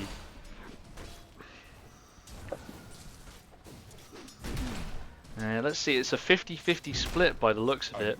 2k beans on each side. 2 people went for Ice Cubed, 1 person went for GUBS Among Us. It looks like Mad... Although, I don't know if that's up to date actually, because... Oh no, Mad Max didn't bet, but his money's on GUBS. Missed the bet. But that's where the money is. Interesting, the mod team split this time. Whoever Josie is on, we've gone for Ice Cubes, Bong for GUBS Among Us. So let's see. Theoretical beans for Mad Max. Maybe the beans you cooked the other day when we were casting. Let's Mega Sheeps get some clicks out onto Gub. Well, sorry, I've interrupted you. What were you going to say? No, I just was going to watch Paradox getting hit down very hard here, and will be first blood in the bot lane. First blood. Flowzone might perish as well. Oh, it survived. Oh, get away. Ooh, close. No, I was going to ask what kind of reasoning Josie uses for her bets, if at all. I wonder it. I mean, right now she has gone straight back to sleep. Because I know that she knows even less than we do about Dota. Indeed. I suspect it is purely vibes. Cool. And potentially whatever I say and or the opposite of it, depending on whether we think I've cursed the team or not. The opposite of it. So, but I don't think it's been looking good today. I think she's 0 for 2 on the beans betting. So, you know, a tough day. Tough day. Looking to crawl something back from this Luckily, series. I have infinite beans. Wow, So, that's a lot of beans. Indeed. So no worries there. We'll be all right. You know, we'll be all right. So yeah, early kill. Oh, the last hits really favouring the Radiant side at the moment. Just noticed they are the top 3 there. Lycan having the best time of it of them, but PL really struggling against this Dawnbreaker in the top lane. As Mighty Karma has the Lotus and the Magic Wand, getting very low on Manar. That's only 15 manas. Yeah, it does have a Lotus and a 13 Wand. Yeah. Well, you would imagine also Flowzone potentially at a certain point will be running out the mangoes to feed to Mighty Karma as well, should the need arise. But It might turn here on Paradox again, but gets Flowzone skewered away and now in trouble. yeah, needs to walk away but also kill the bugs. Won't do it in time. Flowzone will go down. CertifiedKnob picks up that kill on the Weaver. So yeah, this is where the minus armor will be pretty nasty from GUBS throughout the entire game. Yeah. Mighty Karma still with that 17 stick charge. We'll pop it now to use the snake as well. Recoup that back as well. So the Weaver is bad enough with the bugs, but once the Dazzle and the Weaver get together, it's... So Kez now chasing down Zeerious. He got the silence off before and was using some of the damage to chase down. He's fighting after the Lycan, who is having a rough time. Gets silenced up again as I miss a kill top lane. wibleh will pick up Bagel Command. They're going to rotate. Mega Sheeps will go down in exchange, but Zeerious is eventually going to go down, vindicating me for following this fight. So I was sure Peebo was going to try and secure a kill here. CertifiedKnob did rotate, but Peebo will just take that bug down. So what do we have? Top lane we had a Dawnbreaker for Dazzle trade, which I think you'll take on the side of GUBS at the moment. Yeah, they went in hard on the Dazzle. to get the return kill. Kxavic wants to go in. Pings out GUBS. It's middle lane. Peebo is 2 levels ahead of the Lycan now, as Boo is going to make her way up, and there are too many obstacles, so I won't be looking at the game for a mere moment, because she could knock over all of the cans of drink that I've been having this entire stream. The more I think about this GUB draft, right, the more it just seems like really good. The armor is going to work brilliantly with the PL illusions and everything. Yeah. If this game goes late, I think GUB are going to have a real upper hand here. The bugs don't really do much for the Medusa, is the only thing. But well, it's all armor reduction, so it's just more damage, really, isn't it? yeah. It still does it. It's only kind of percentage health things. Oh, they're going to rotate Vape Consumer through the portal, and Mighty Karma's in a bit of trouble. Meanwhile, Peebo has killed Zeerious in the mid lane, but Flowzone right in the mixer here, going to be in trouble. Mighty Karma will also be perishing in mere moments. Had used the stick already, will go down. They get the safe lane kill, but Peebo gets the kill in the mid lane, and is having a very good time against this Lycan, who is still level 5 to the level 7 of Peebo. Who I would imagine, if I had a game like he had in the last game, I would be absolutely buzzing off of it for like a week. So I can imagine that the Kez is probably feeling himself, not in that way, he's feeling good about himself right now, as Kxavic's not going to die. Flowzone is rotated top, and GUB is in trouble, but Bagel Consumer with a lovely grave. I think he still will go down. Flowzone will stick around to secure it, knowing that he will give his life. But it will be a good trade all the same. wibleh now needs to be wibleh in trouble now. CertifiedKnob, bugs come out. Yeah, has come in, but will they follow out? He can put the armor back on with the Lich. Now they get the stun up, and Peebo's here, and he is levels ahead of basically anybody. And what I would say is this last hits, CertifiedKnob with a free kill streak, by the way. And the last hits don't lie. They are ahead in all lanes on the side of Ice Cube. So we had a really... Yeah, I was just thinking with Peebo, he's had a fantastic lane, and he's obviously got a couple of kills really far ahead, but his team was dying across the map. He needs to get something, he needs to use that advantage in some way, and that was a good rotation there to the top lane. Already has Falcon Blade and Power Treads. So he's going in. Coming out. Yeah, he's going in again onto the Lycan, who's just having a really rough time. This middle lane. Tries to get that last hit there. Now they're going to pop something, and likewise something else will be popped. Then they're going to use the Lycan ult, and they're going to try and come back. They're going to RP him up as well. CertifiedKnob is also in the area, but so is Flowzone, who might be able to get the save out. Now can just go invisible, because that's apparently a thing he can do, and Flowzone will be in trouble. And will be the sacrificial lamb again, as Peebo ticking down though to the Dazzle. The Dazzle will get the kill. Now. Yeah, Bagel Consumer will pick up the kill. Huge. Thank you, Kieran the Wise, for raiding. I turned my alerts off because I was told to drink, to hydrate so many times that I couldn't actually cast at that point. But welcome. Hope you had a good time casting in the other game, as Kxavic will go down in this top lane. And now wibleh is in big trouble as well. And GUBS, could this be foreshadowing? We saw this in game 1. They were all over them. And Zeerious has caught up with a few extra kills there. So yeah, the top lane now is the one that suffers. Yeah. But now Paradox will skewer Peebo back, but it doesn't quite bring him onto the tower. It would take quite a lot of damage. Zeerious in a bit of trouble as well. Peebo can turn around and get some clicks off onto him as well. GUB are just showing right now as Zeerious gets gone on under tower and does go down. They got Bagel Consumer wrapping around. GUBS Stargazer is coming in as well on the PL, but now the Dawnbreaker will come in, and they'll Delta split quite nicely. It will at least heal Peebo for a moment. Peebo will go down, but there's 4 heroes in the middle lane. 5 if you count the corpse of the Lycan, who died before this even started. Flowzone's now going to rotate in. Flowzone's gone in deep. It is deep, and he's going to... he doesn't manage to shard, blocks himself out, and so they're going to have to back away. And the Lycan will be back up, but sadly has missed out on all of the action already. They're not able to get any kills or gold. The Medusa, though, is farming. Gubcord here showing just this early mid game is theirs. They are so good at this stage in the game as they get another kill. Oh, I think they thought they had it with the frost shield. The frost shield made it. I think they thought they had it, but the frost shield actually kept the Lich alive for a surprising amount. Yeah, keeping the pressure up here and just securing these early game kills.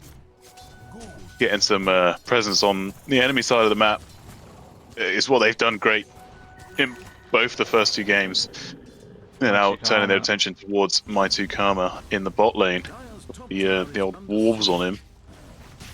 Choose to hit the tower instead. Play this game a bit quicker than perhaps Ice Cubed are ready for. My2Karma's sticking around. They're going to rotate doesn't have in. A point That's in the why ult. Peebo's come in. And they're going to miss onto the Dazzle, but they're going to try and secure that Dazzle kill first. He does pop the grave. Nice grave. But it will only delay the inevitable. Bagel Consumer, apologies, will go down eventually. I don't know why I wanted to say Bagel Farmer. Who knows? Swedish not getting hypnotized there, but gets the Scotteh away. Stargazer in vicinity. Well, he's gonna. Oh no! Time lapse back into the rest of the team. And silenced up. They have enough damage to finish off. So there we go. I mean, they wanted me to check the PL items. Currently has boots and is going for the diffusal blade. Critical in this game, as established. Saurian saying also that Dazzle will not press Dazzle all game. I think I saw this as well when they played previously, that they picked in Dazzle and he never used it. Because I can't remember if it was because he didn't know what it does or he just didn't think it was useful or something at any point. Zeerious top lane, the stun unfortunately will not land from Mega Sheeps, and that will mean that Zeerious has popped the ult. He might actually look to turn. They've got the rotation from Bagel Consumer as well, and SwedishKnob is in. Two dead heroes. Flowzone is going to once again walk the opposite direction to try and bait them away. Mega Sheeps have. Look, Bagel Consumers taking them down. Yeah. Brutal. No ult required there. Nope. And not used either. No. So apologies, bottom lane, they're going to pick up My2Karma as well. Nothing that the Lich can do about that one either. Yeah. Gub everywhere at the moment. They go mid. Peebo in big trouble again. Now I'm sure there's some Kez bullshit that will get them out of this. Yep, that's right. He can go invisible. Manages to run away. Don't worry, Kez. Like I said to you, he has everything. He has everything. He's never in danger because he could just press one of the spells that do things, and then look, wibleh doesn't have an invis. He has to buy one. He has to buy one. And he is in danger. Yeah, he might get denied to the. Oh, he gets denied by Flowzone. Yes, that's a lovely deny from Flowzone. But yeah, Kez just has invis or something, and then he can just like swap to his other 4 abilities and then do something else, like silence you or whatever the hell else. So he's gonna get. Yeah, see again, he gets initiated on by the PL, and then he just goes invis, and that's Kez gameplay, mate. It's Kez gameplay. I don't even know which spell that is, so I wanted to check what the cooldown is, but I don't know which one it is. Invisible and blind, I believe. Yeah, so there you go.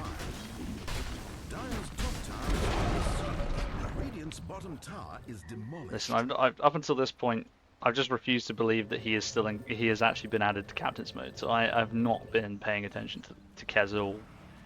Like I say, we rarely actually play against Kez these days, even when he was like super broken. As Paradox picks up Mega Sheeps in the top lane, missed that kill, apologies. No RP used either, didn't have mana for it in the end, so... We'll get a tower in exchange though, and yeah, looks like GUBS early advantage, 3k lead. They're going to spot out Bagel Consumer. This would actually be a pretty huge kill. This guy has been doing quite a lot of damage. I'm going to silence him up so he can't grave, because of course that's what Kez has. Sensing a theme, Kez also has a shield rune, which is helping him here, and this invis is not doing anything. It's been dusted up. The dusted up Peebo in big trouble now. But he will try to deny to the creeps. Does not manage to do it. Doesn't quite get it. Mega Sheep's going on to Zeerious here. They're going to be in trouble though. You're back, but misses a skewer nicely. Oh, what a shot, by the way. What a shot. instantly dewards, because, yeah, I mean, for that to even hit, nice. It's crazy. But yeah, and Mega Sheep's in a bit of trouble there, but will survive as a consequence. They got the urn already online for the Weaver to deal with the healing that can come out from the Dawn. Anything to say. I actually sense he's still around here, and I think Mega Sheeps has also had that sway since Paradox this time will blink aggressively in. BKB Blade Mail was popped, apologies, by the Dawn, but will still perish. And now Peebo thought there was a chance to reinitiate, but yeah, the double dust popped, and that will be. He has gotten away with that too many times. Birdman will get out of be allowed to do so again. Yeah.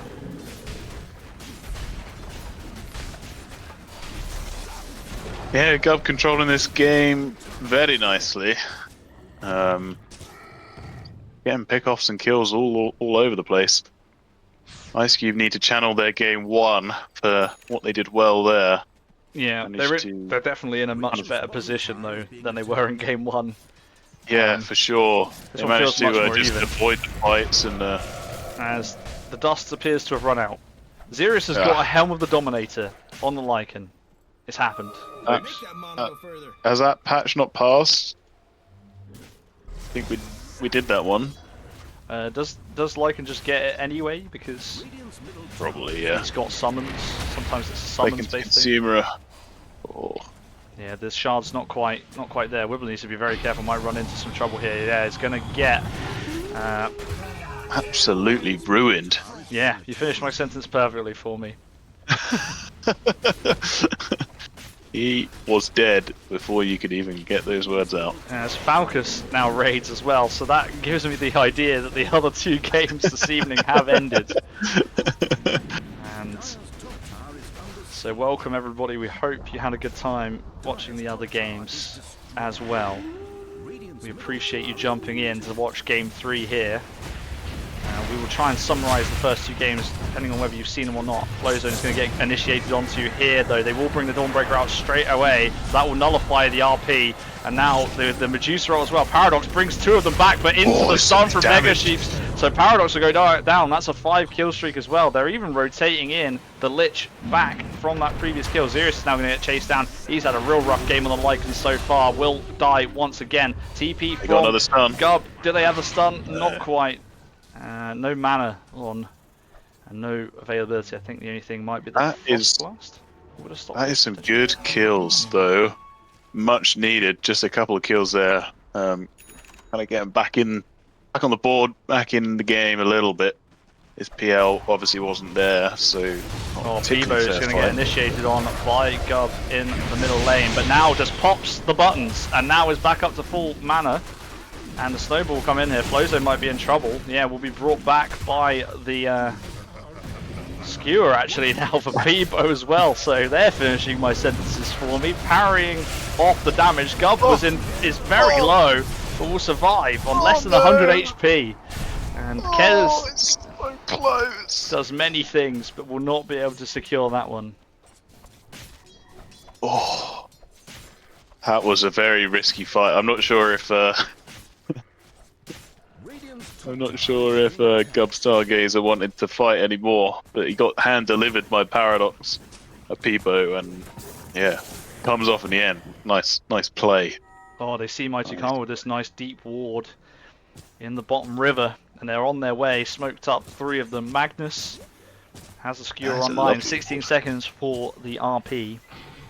So I just had a sip of drink, so I'm struggling to speak. So I thought we might have a break, but no, Mighty Karma going to get scouted out. Instantly gone on top of. Will pop the ult instantly. And now they'll bring in the Dawnbreaker as well. Double stun from the ult. Now follow-up damage as well, but the skewer back. And Mighty Karma has no mana and will die to the RP damage in the end. And it will just be Mega Sheeps falling as well. So no mana for Mighty Karma, will perish again. It's keeping up well with the farm. That will slow him down just a touch. And like I said, that good deep ward found it out in the end. Yeah, we're getting to the 20-minute mark as well. The Tormentor will be up. And it's kind of that time I say this, they haven't got too much of an advantage, but it's kind of the time where GUB need to start taking objectives and be looking to kind of secure the map a little bit more. It's got all the outer towers, got the tier 2 bot, but these other tier 2s would be nice if they could fall. Just squeeze that map, push their advantage that they have, and yeah, make Ice Cube have to do something. You know, force their hand as much as you can, and that's exactly what they're doing. At tier 2 mid is down. Yeah.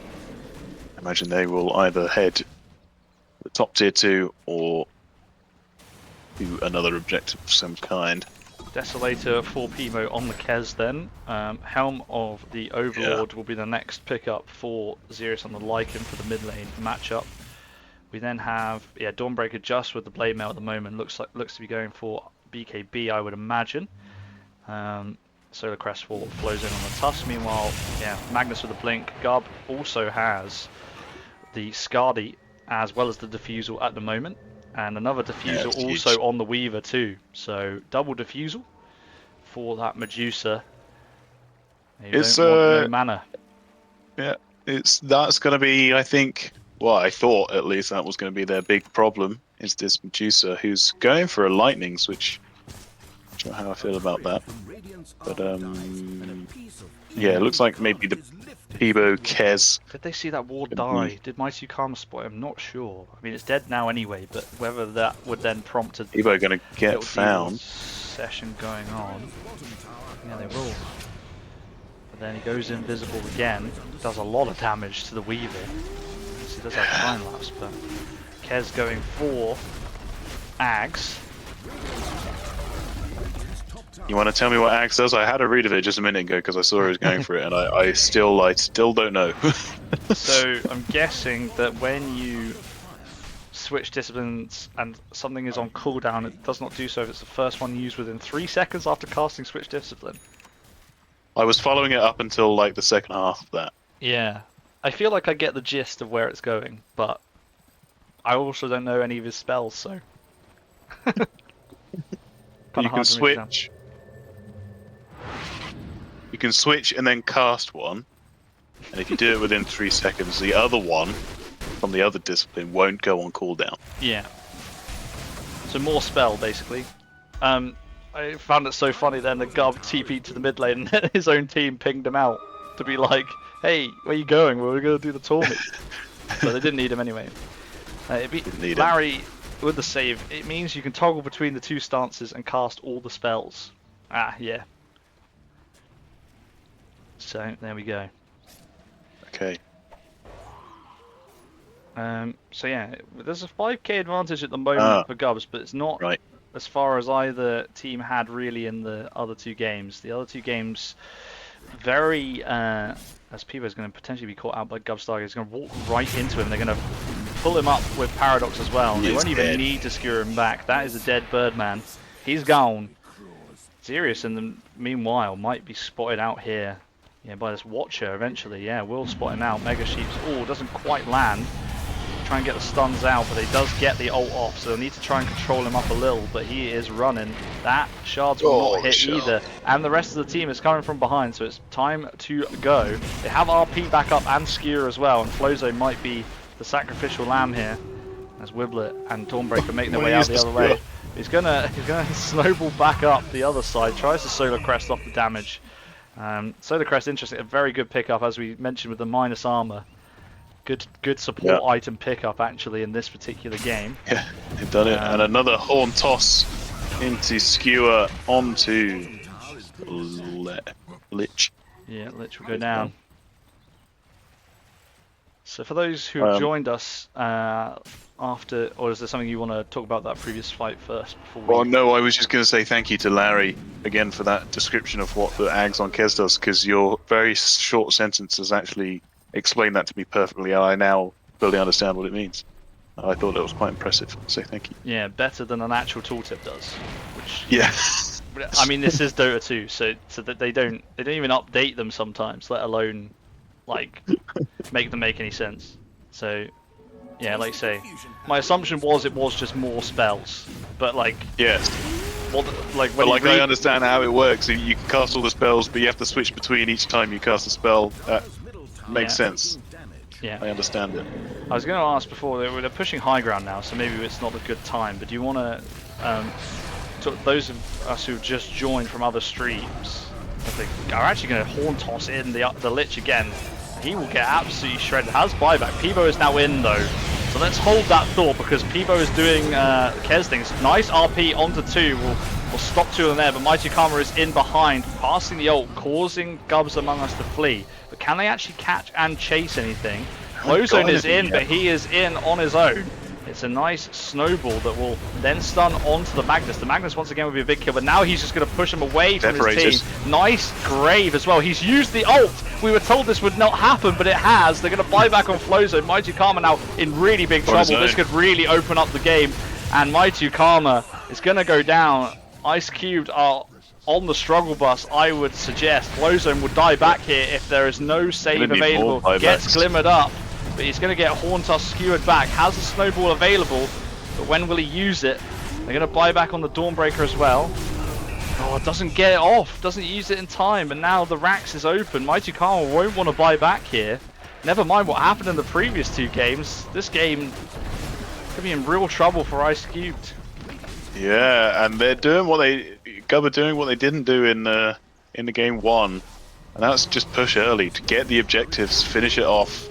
Be a bit more disciplined, not giving any space to Ice Cubed, and that's good. Yeah, they obviously learned from that first game, and it's nice to see. Respecting that they're coming back alive, just backing off. There's no particular rush as long as they just keep the objectives focused, keep their mind in the game.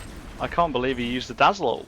Saurian was so short. Saurian is shocked. He's done it. He's done it. GUB is going to find Mega Sheeps here again. He's going to TP away. No stun available for GUB. But will. Yes, as we have a bit of a lull here, as teams kind of back off from each other. For those who've just joined, we are in game 3 of this series. Game 1 went very much the way of GUBcord. GUBcord, is that what they call? GUBS Among Us. Oh, we have a pause. Perfect. GUBS Among Us. So yeah, they had a very good start. Absolutely dominated the early game in game 1. Ice Cube made it a bit more difficult for them than perhaps they should have allowed. It ended up going to 45-50 minutes. So yeah, quite a nice little hold there, but inevitably it did go the way of GUBS Among Us. Game 2 was kind of the opposite, but in favor of Ice Cubed. It was very even from the start, and eventually Ice Cube just absolutely dominated the end of the game. Sorry if this game so far, as the decider, it was kind of even at the start, and it's gone very swiftly into GUBS Among Us direction, as you can see by the 16k advantage and the Roche, which they are about to take. Yeah, in terms believe of lane in Ice Cube being able to hold their high ground, but didn't just then. They will get at least one more chance. Gonna smoke Can't up. imagine it'll be too They're many gonna more try than and get that. this Weaver. We'll need dust. They have it. Trap him in with the things as well, and he will go down. But it's a lovely 3-man RP. Paradox going to push him straight into the rest of the team. But here is the counter Dawnbreaker ult, but it gets cancelled. And now Flowzone in big trouble. Mighty Karma's in, and this is big damage from the Medusa at the front, but now GUB will be on top of him. The Weaver obviously one of the defusal hammers. The Medusa also in the snowball, remember. And the Flowzone will eventually go down, but it might have bought him some time. But with this defusal blade, GUB will pick up the kill eventually. He gets incredibly low, but Peebo doesn't look like we'll be able to get that kill either. And now there's no buybacks on the cause. They can go back and finish the Roche, or they can push and potentially end the game. Oh, it's so tough. Peebo's doing loads of work, but there's just so much that he has to achieve in these fights. Medusa's just not there, not able to man up to these other heroes, especially to this PL who's absolutely rinsing her. Unfortunately, Bagel Consumer is living with these graves, really nicely played. And that's kind of taken away anything that Ice Cube would have got out of this fight. Paradox Then and you've got the Skewer Magnus back just in. skewing you back and getting extra kills left, Mega right, and Sheeps centre, will which go you don't down. want to be giving away. Yeah. One thing to note, actually, the Ice Cube's lineup has changed from game 1 and 2 to 3. So Mega Sheeps is standing in, but that is Mega Creeps. Damn, I really didn't plan that in my. It's like nice. 11 PM. I did not plan that, but holy shit, that worked out so well. Damn, I could have just played that off, I suppose, but never mind. But yeah, Mega Creeps for GUBS Among Us. But as I said, Mega Sheep standing in. So one thing to note is that there's someone standing in for one game after 2 others, and the team comms. You never know what it's what it can what's going to be You can like. disrupt the flow just enough to be difficult. I don't know if it was online before. I think it must have been in that previous fight, but Medusa does have the lightnings with Ags now. That is nice into a PL for sure. Lots of lightnings coming out. Yeah. But yeah, you'd hope it was the full Mjolnir rather than the Maelstrom at this stage. Bob is saying the plan wasn't executed. Ah. What was the plan, Bob? If I say, and then Larry said, "Who will be executed?" And he said, "If I say, then there will be fallout." In the base, there is a big fight going on that I'm not looking at. They're trying desperately to kill Dazzle, but he still gets the grave off. wibleh, his ult is bouncing, but he still dies, has to buy back. They do eventually get the kill, but that's the Medusa ult already RP. down, and it's a huge RP. The Mega Sheep's ult will come in to try and save the day as much as possible. As we lag out just a touch, but Mega Sheeps will go down. Mighty Karma has no HP and no mana either, and I think Peebo will try and clean up on the back lines, but GUB has an Aegis, and the base is going down. Lycan is focusing it. 31 minutes, and it looks like 2-1. GUBS Among Us will take this 3-game series in the upper bracket. They will face Chocoholics Anonymous in the next round of the upper bracket, and I believe you said earlier Ice Cube now dropped down to face Looney Goons. Is that correct? That is correct. Great news. Okay, let's dissect what a this series one. That was really nice. Yeah, both teams again in this final game playing really well. Bob obviously saying that Ice Cube did not execute the plan, but maybe it was just GUBS Among Us executing their plan just slightly better. I think maybe from the draft it was a slightly better plan, but regardless, they did it. They finished it off 13-1 on GUBS Stargazer. That's a pretty nice score that you would like from your PL. Just a free game, really, at the end of the day. It's the sort of thing as well, the PL is the last pick, the Medusa's the pick before. I don't know whether maybe, if Mighty Karma, obviously they first picked Medusa for Mighty Karma previously in the first series of the tournament, actually the first series we cast. They picked it first. I don't know if in this particular, obviously with the PL being still available and being a keen diffusal buyer, having all the illusions, don't know whether they, maybe with one ban, but then you let something else through, but that's all ifs, buts and maybes really, isn't it? With the heroes that they had, GUBS, it was a good draft in the end. And although they struggled in the lane actually to farm, they didn't need to farm because they got kills. And this is kind of what happened in the first game too, is it got out of hand from there. The snowball this time was with the team without Tusk. Yeah. So yeah, the extra diffusal as well from the Weaver as Larry said. So Weaver had a great game too. I do enjoy this XP talent with the swarms as well. Yeah, it's nice as a support Weaver to have that talent. I do enjoy a little bit of the support Weaver from time to time.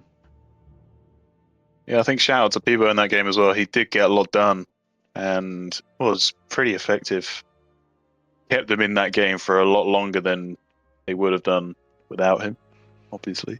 But yeah, had a cracking game on what was quite a tough end, really. Yeah. So, are you going to award an MVP first? Oh, it's difficult. It's difficult in this one. They all played really well. There was some nice RPs for sure. Lots of good, like separating skewers as well, splitting up the enemy team, which is exactly what you want to do. Bale Consumer got off more graves that I can probably count, and ended up living after it as well, which is the most important thing. But I don't know. Maybe Gub has to take it. Just farmed and farmed kills. Yeah, just kind of the perfect execution on your PL. Hard to look past. Right, shall I get someone in for interviews? We're in this late do it. game stage. No, it's late. Let's see if I can get Flowzone in first. We'll get Ice Cubed in first, and then finish with with GUBS. Yeah. If we can. Hello. Hello. How's it going? Hello. Not too bad. Thank you for treating us to an excellent series. I know, of course, you're not on the side I'm sure you would want to be in the end, Well, but it was yes. cracking games to watch. What are your first thoughts after obviously a 2-1 defeat in the series? Oh my god, I'm so fucking pissed off. Like, okay, not because of my team, like not because of how the games went, but game one, I saw Puck and I completely forgot that I had another ban, so I accidentally banned Peebo Puck, and it just ruined my day. It just ruined my day. I was miserable. It's interesting. I was like, that entire game, I just couldn't think of anything other than Peebo Puck and how beautiful a game it would have been. It was, yeah. Oh my god, I've never gone through like the ultimate highs of, oh my god, Peebo Puck, you guys are gonna get an absolute treat, and then crushing horror. So that is really interesting because I think I speak for yourself as well. I'm not was very confused as to why it was you would ban. That makes more sense now. It was awful. Honestly, I cried. I had to go for an angry walk. Oh my god, it was horrible. And then we had to get rid of Shaker, so we had to pick it. And then they picked Necro, so we can't run it mid, so we have to play it off lane. Oh my god, it was awful. It's so bad, so bad. I mean, we sort of came back. Like, I think game one, like, it wasn't a complete disaster. We leveled at least the the deficit, and we came back a little bit. I think you definitely had some great fights at that midpoint, like bringing it back almost to an even keel there. Were you at all thrown by the Razor pick? No. Or like honestly, Razor P5? Have you seen that before? Is that a thing? I haven't seen it before. I thought it was there's a reason for that. I don't think it's a good position 5 because it doesn't really do all that much outside of like draining mana, and like we picked Morphling because he doesn't care about mana drain, not mana drain, sorry, damage drain, because he just morphs into it and steals it back. So yeah, I mean, it's a fun pick, so I don't hate it. It's interesting, it's new, so yeah, hats off to them for giving it a go. I think CertifiedKnob he's a big Brazier support enjoyer. So yeah, so creds to them for giving it a go. In that first game as well, you're obviously quite far behind quite early on. And as we said, you do manage to bring it back. Did you think that you had a chance of winning that game, or like, because if it was me in that game, I'd be like, we're out of this game completely. We can just try and make it as difficult as we can. Was that the case, or do you think you still had a chance of actually taking the game down?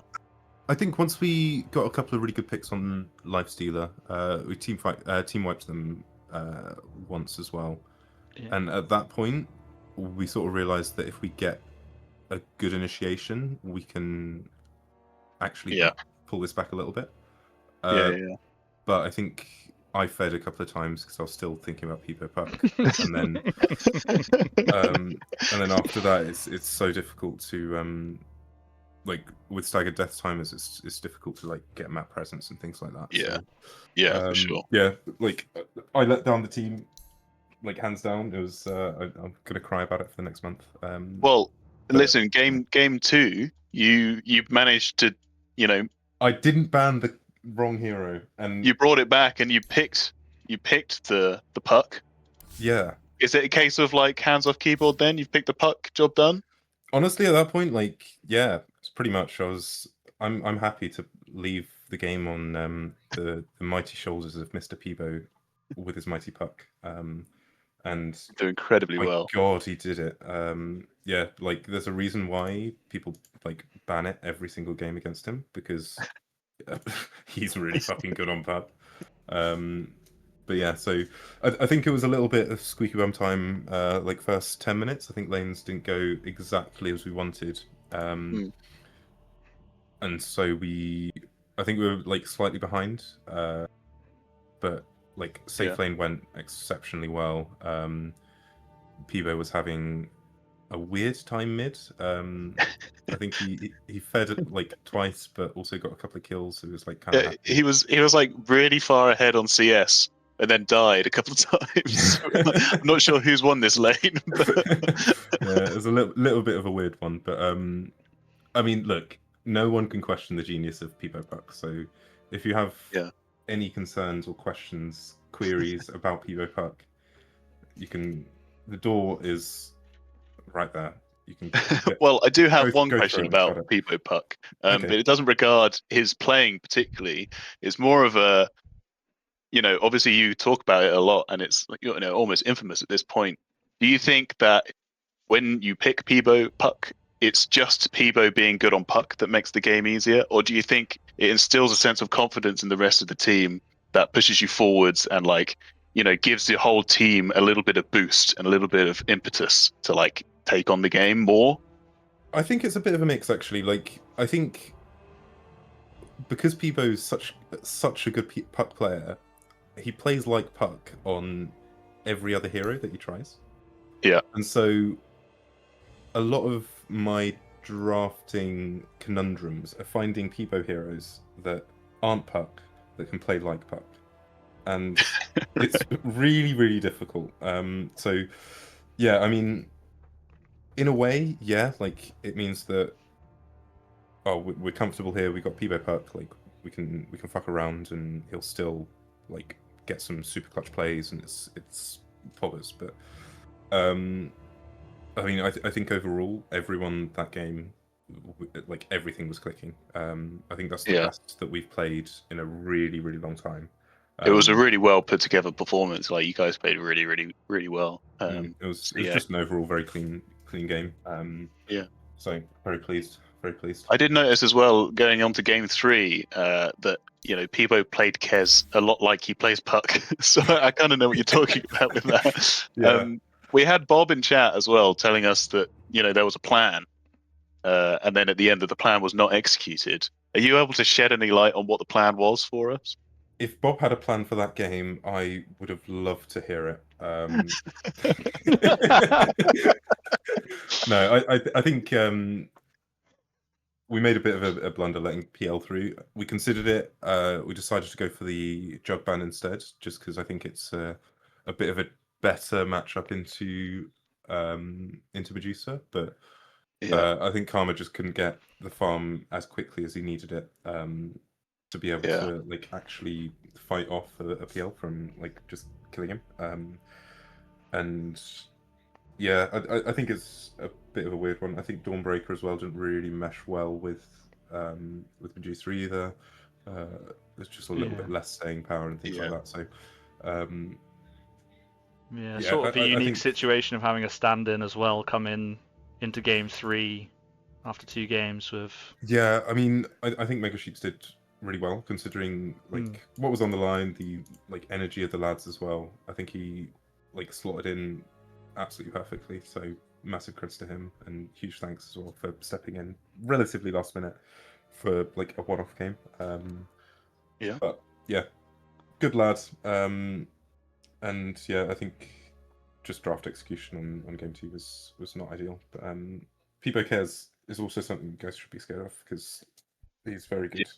It was. I mean, we were talking about at the end there. Like even in what was ultimately quite a tricky game, it was still getting a lot of things done. So with a carry that perhaps could get more done and doesn't get shut down so hard by two other heroes, could be properly scary. Yeah. So fingers crossed. Next game, next series, it's the knockout game. I don't know who we're playing.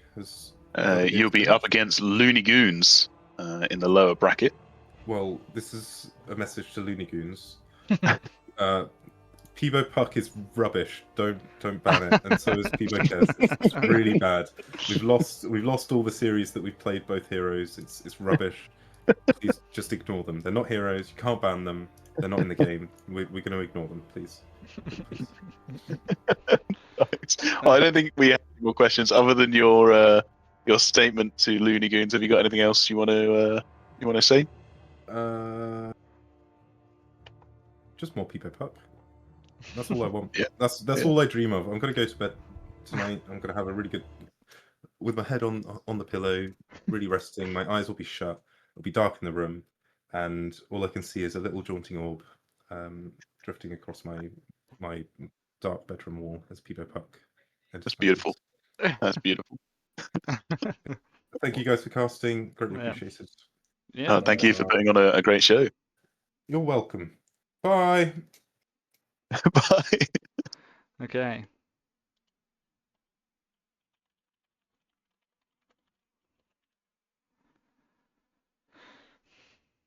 Right, so we'll try and get somebody from GUBS among us as well. I think someone else has been nominated, but I don't know if I can move people.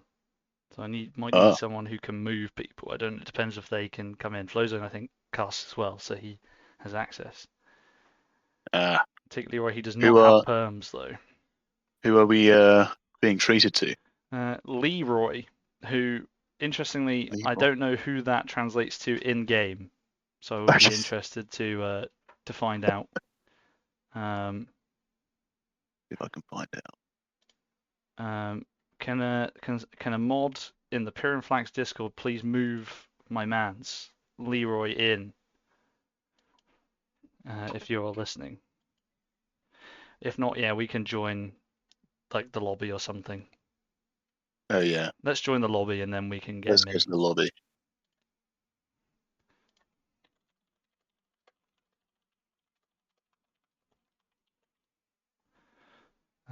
If not, then we could jump in with the whole team. Hello. Hello there. Hello. What are you saying? Well, congratulations, first of all. Excellent you. series. Thank you for entertaining us over the course of those 3 games. Great games. Fun games. Scary games. Good games. Great games to watch. What are your thoughts after, initial thoughts, 2-1 win, upper bracket run begins? How are you feeling? I try not to think about it. Our team captain, Mr. Gub, he does a lot of the thinking for me as well, especially. He's good at organising everything. He's good at hyping us up. I just go with the flow, and if I think about it, I start playing like bad. You know what I mean? So I'm just gonna show up and do my bit. That is fair enough. That's where I'm at. But yeah, the hard games, really hard games. I think. Well, yeah. Second game was a nightmare. Absolute nightmare. My first question for you, Leroy, is what is your name in Dota?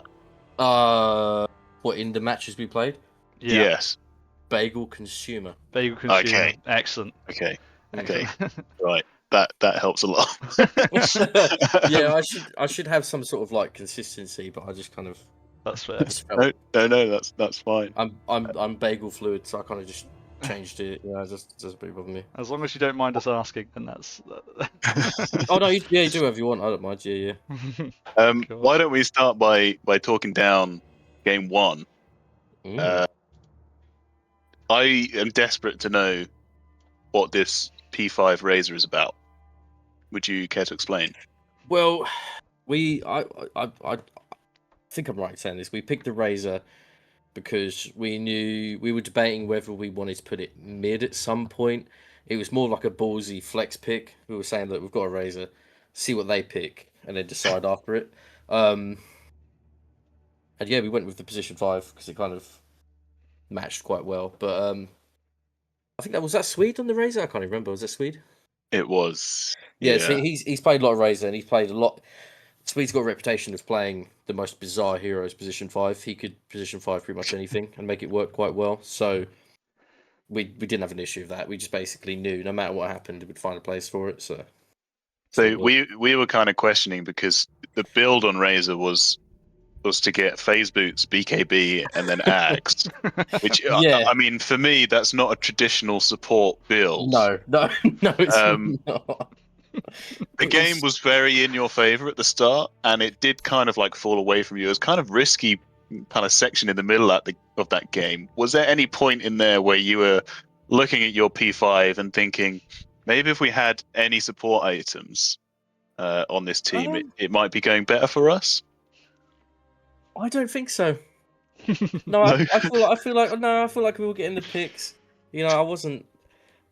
Maybe itemization could have been slightly better. You know, we could have done with something a bit more sustainable. But I think position 5 was more about the play style than it was the itemization.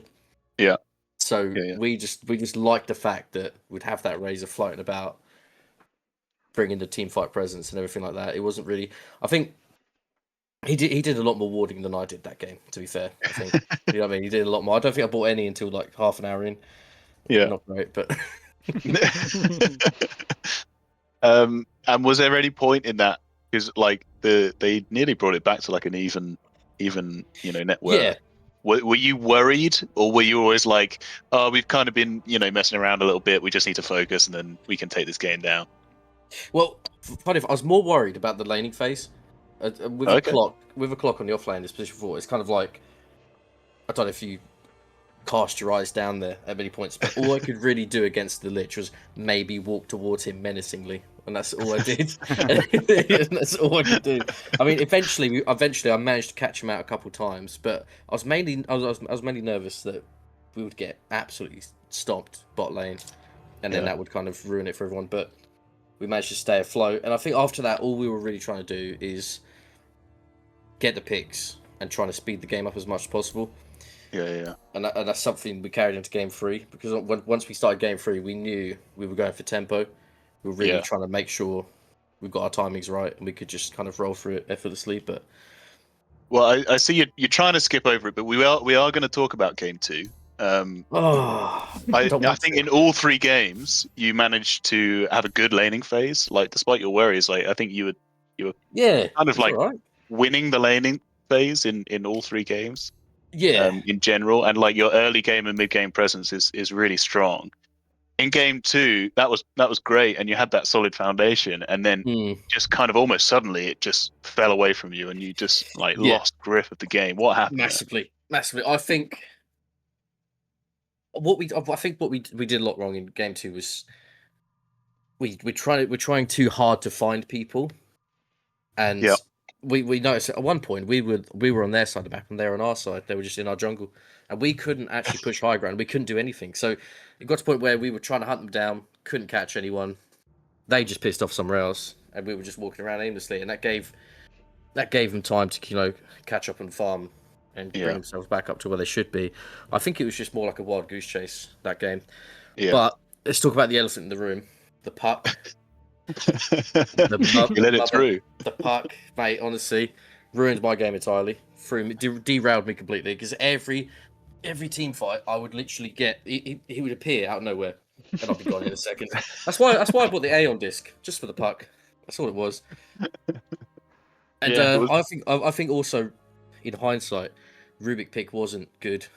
I mean, I know it was first picked, but there wasn't really much I could go with. I managed to get the Centaur ult a few times, but by then everyone was dead already. So it's just me running for the hills. So it's kind of I think the issue is we were just trying too hard to chase. Find people, and they knew to steer clear by their time, and it worked. We noticed that in game 1 you didn't ban the puck. Was it something you were aware of before this series? No, I mean I wasn't. I don't know about the rest of them, but I had no clue.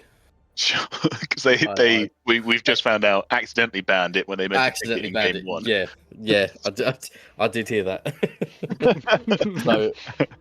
So you did Take ban that it as in well. game 3. You obviously learned Had that it to. was nasty. had to, yeah. Tell me about the draft in game 3, because I think it was a pretty clutch draft on your side.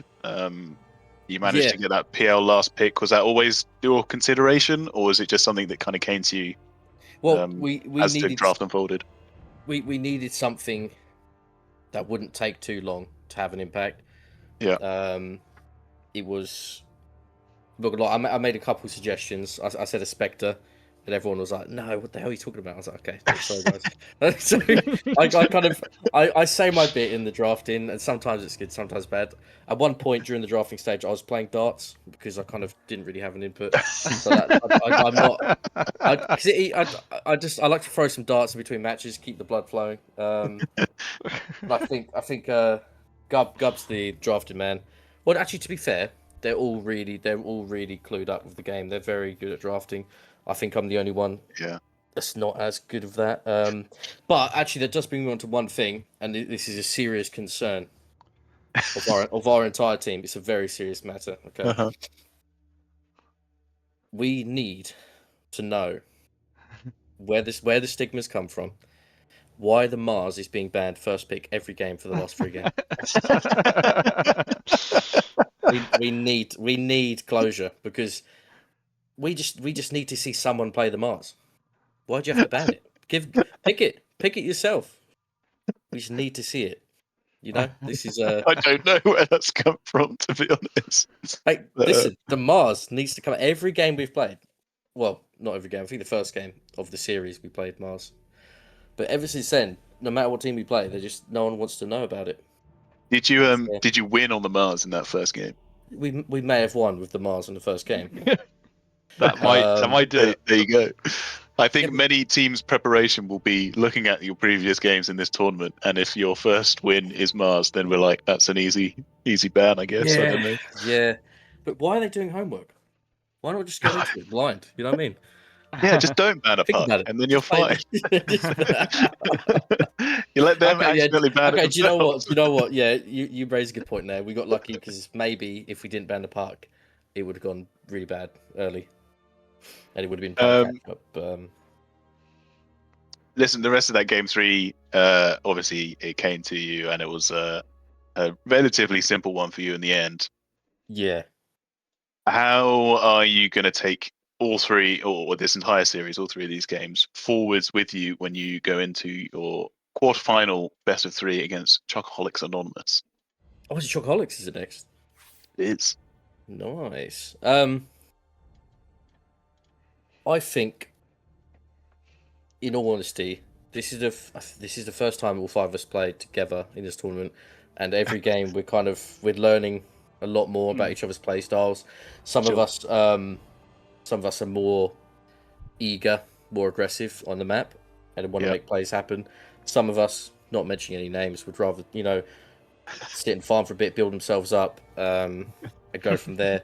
And it's kind of like it's finding that median where we can agree when it's time to go or when it's time to back off. So I think it's basically figuring ourselves out, and also maybe looking ahead at previous matches of the enemies and see what we should ban. Yeah. Cool. One last question from me. There was some chat about your dazzle in the game 3. Right. I believe I've seen you play this before, and you didn't. Did you not cast ult in that game? Because Saurian was convinced in the chat that you were not going to use the ult, and we watched it happen. Mate, I was literally thinking of this, okay? First time I played Dazzle in the tournament. By the way, this is like the second opportunity we've had to play it. It's been banned every game. But in the first game, I didn't use my ult because, let's be honest, it's kind of dead. You don't think it's a bit dead? You know what I mean? It's like, I don't play Dazzle, so I can't really comment. To be fair, yeah, it's just a bit dead. It's like, great, I'm now like I've got a little ghost dude, sick.